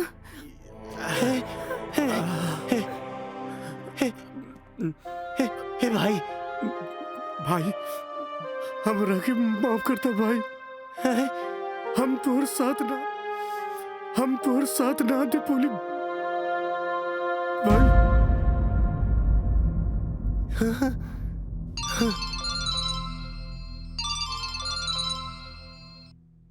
क्यों रे पागल, लगा झटका? जरा देख तो सही, जिंदा है कि मर गया? आवाज नहीं आ रही, लगता है मर गया। इस पागल की पागलपंती तूने और बढ़ा दी। नमस्ते। हाँ, नमस्ते करने के लिए दर्शन तो देने पड़ेंगे बेटा, तो आजा मेरे पास नमस्ते करने के लिए।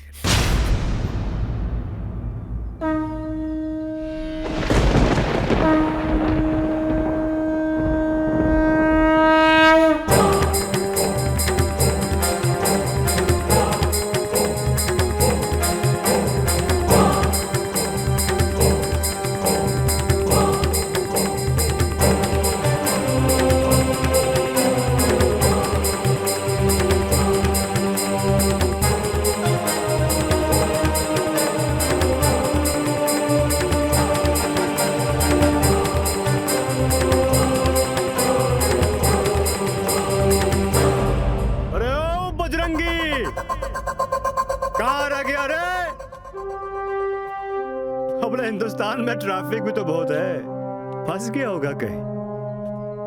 ए बजरंगी, बजरंगी! इतना जोर से चिल्लाओगे तो बजरंग बली भी आ जाएंगे। हम तो उनके पुजारी हैं। अपने आप को स्टार समझता है क्या?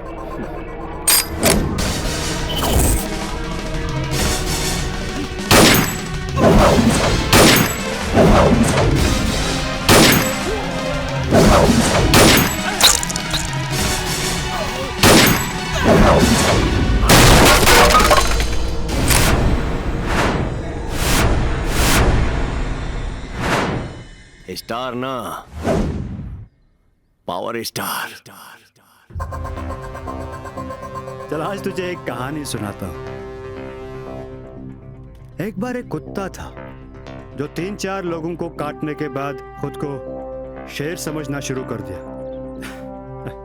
फिर एक दिन असल का शेर उसके सामने आकर खड़ा हो गया और उसने उठाकर पटक दिया।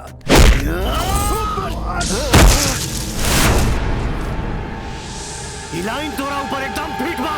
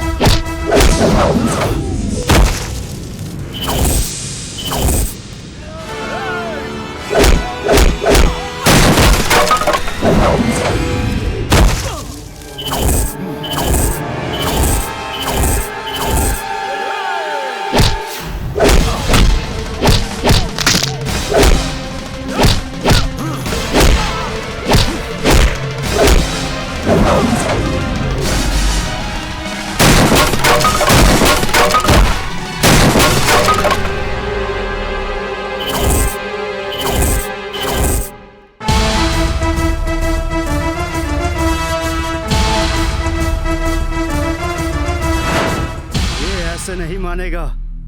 इसका बाप भी ठीक था और ये भी। ले आओ उसकी मां को।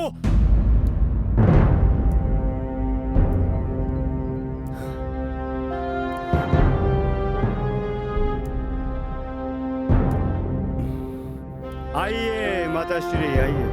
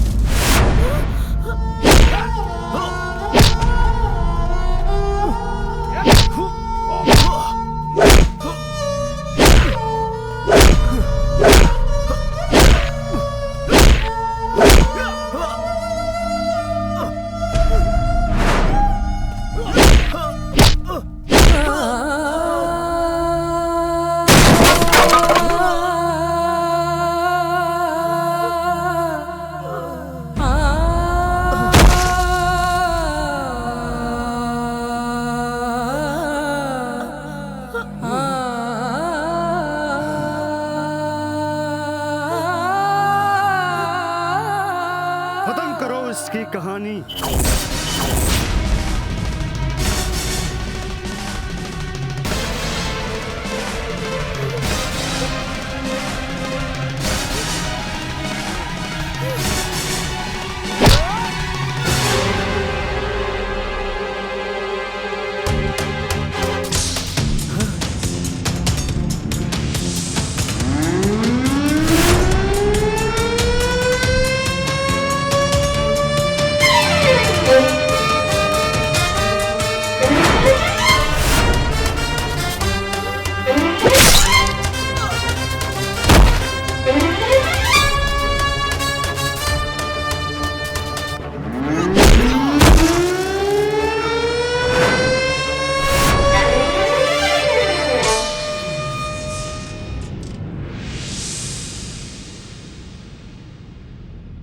कौन है रे तू? पवन पवन पवन? और ये पवन पुत्र बजरंगी। लेकिन तू तो मर गया था ना। शेर कभी मरता नहीं, जख्मी होता है, और जख्मी शेर और भी खतरनाक। तुम लोगों ने मुझे मरा हुआ समझकर फेंकवा दिया था, लेकिन तुम्हारे ड्रग्स के साथ पुलिस ने मुझे भी पकड़ लिया और 25 साल की सजा हो गई। वापस आया तो देखा कि मेरा बेटा तुम लोगों की बैंड बजा रहा है। अब क्लाइमेक्स चल रहा है, आना तो पड़ेगा ही ना।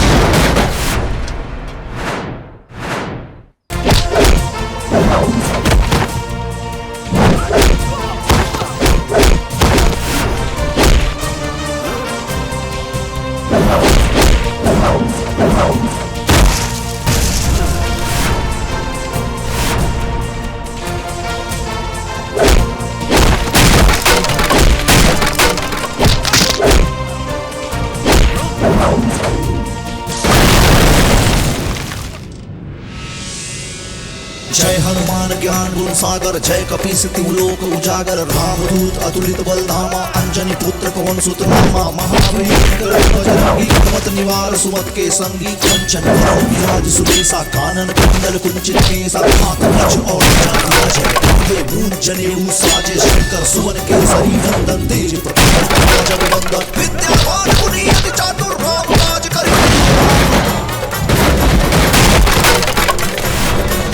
चरित सुनते को बसिया, लखन सीता मन बसिया, सूक्ष्म रूप धरि सिर दिखावा, विकट रूप धरि लंक जरावा, भीम रूप धरि असुर सहारे, रामचंद्र के काज संवारे, लाए सजीवन लखन जियाए, श्री रघुवीर हर्ष उर लाए।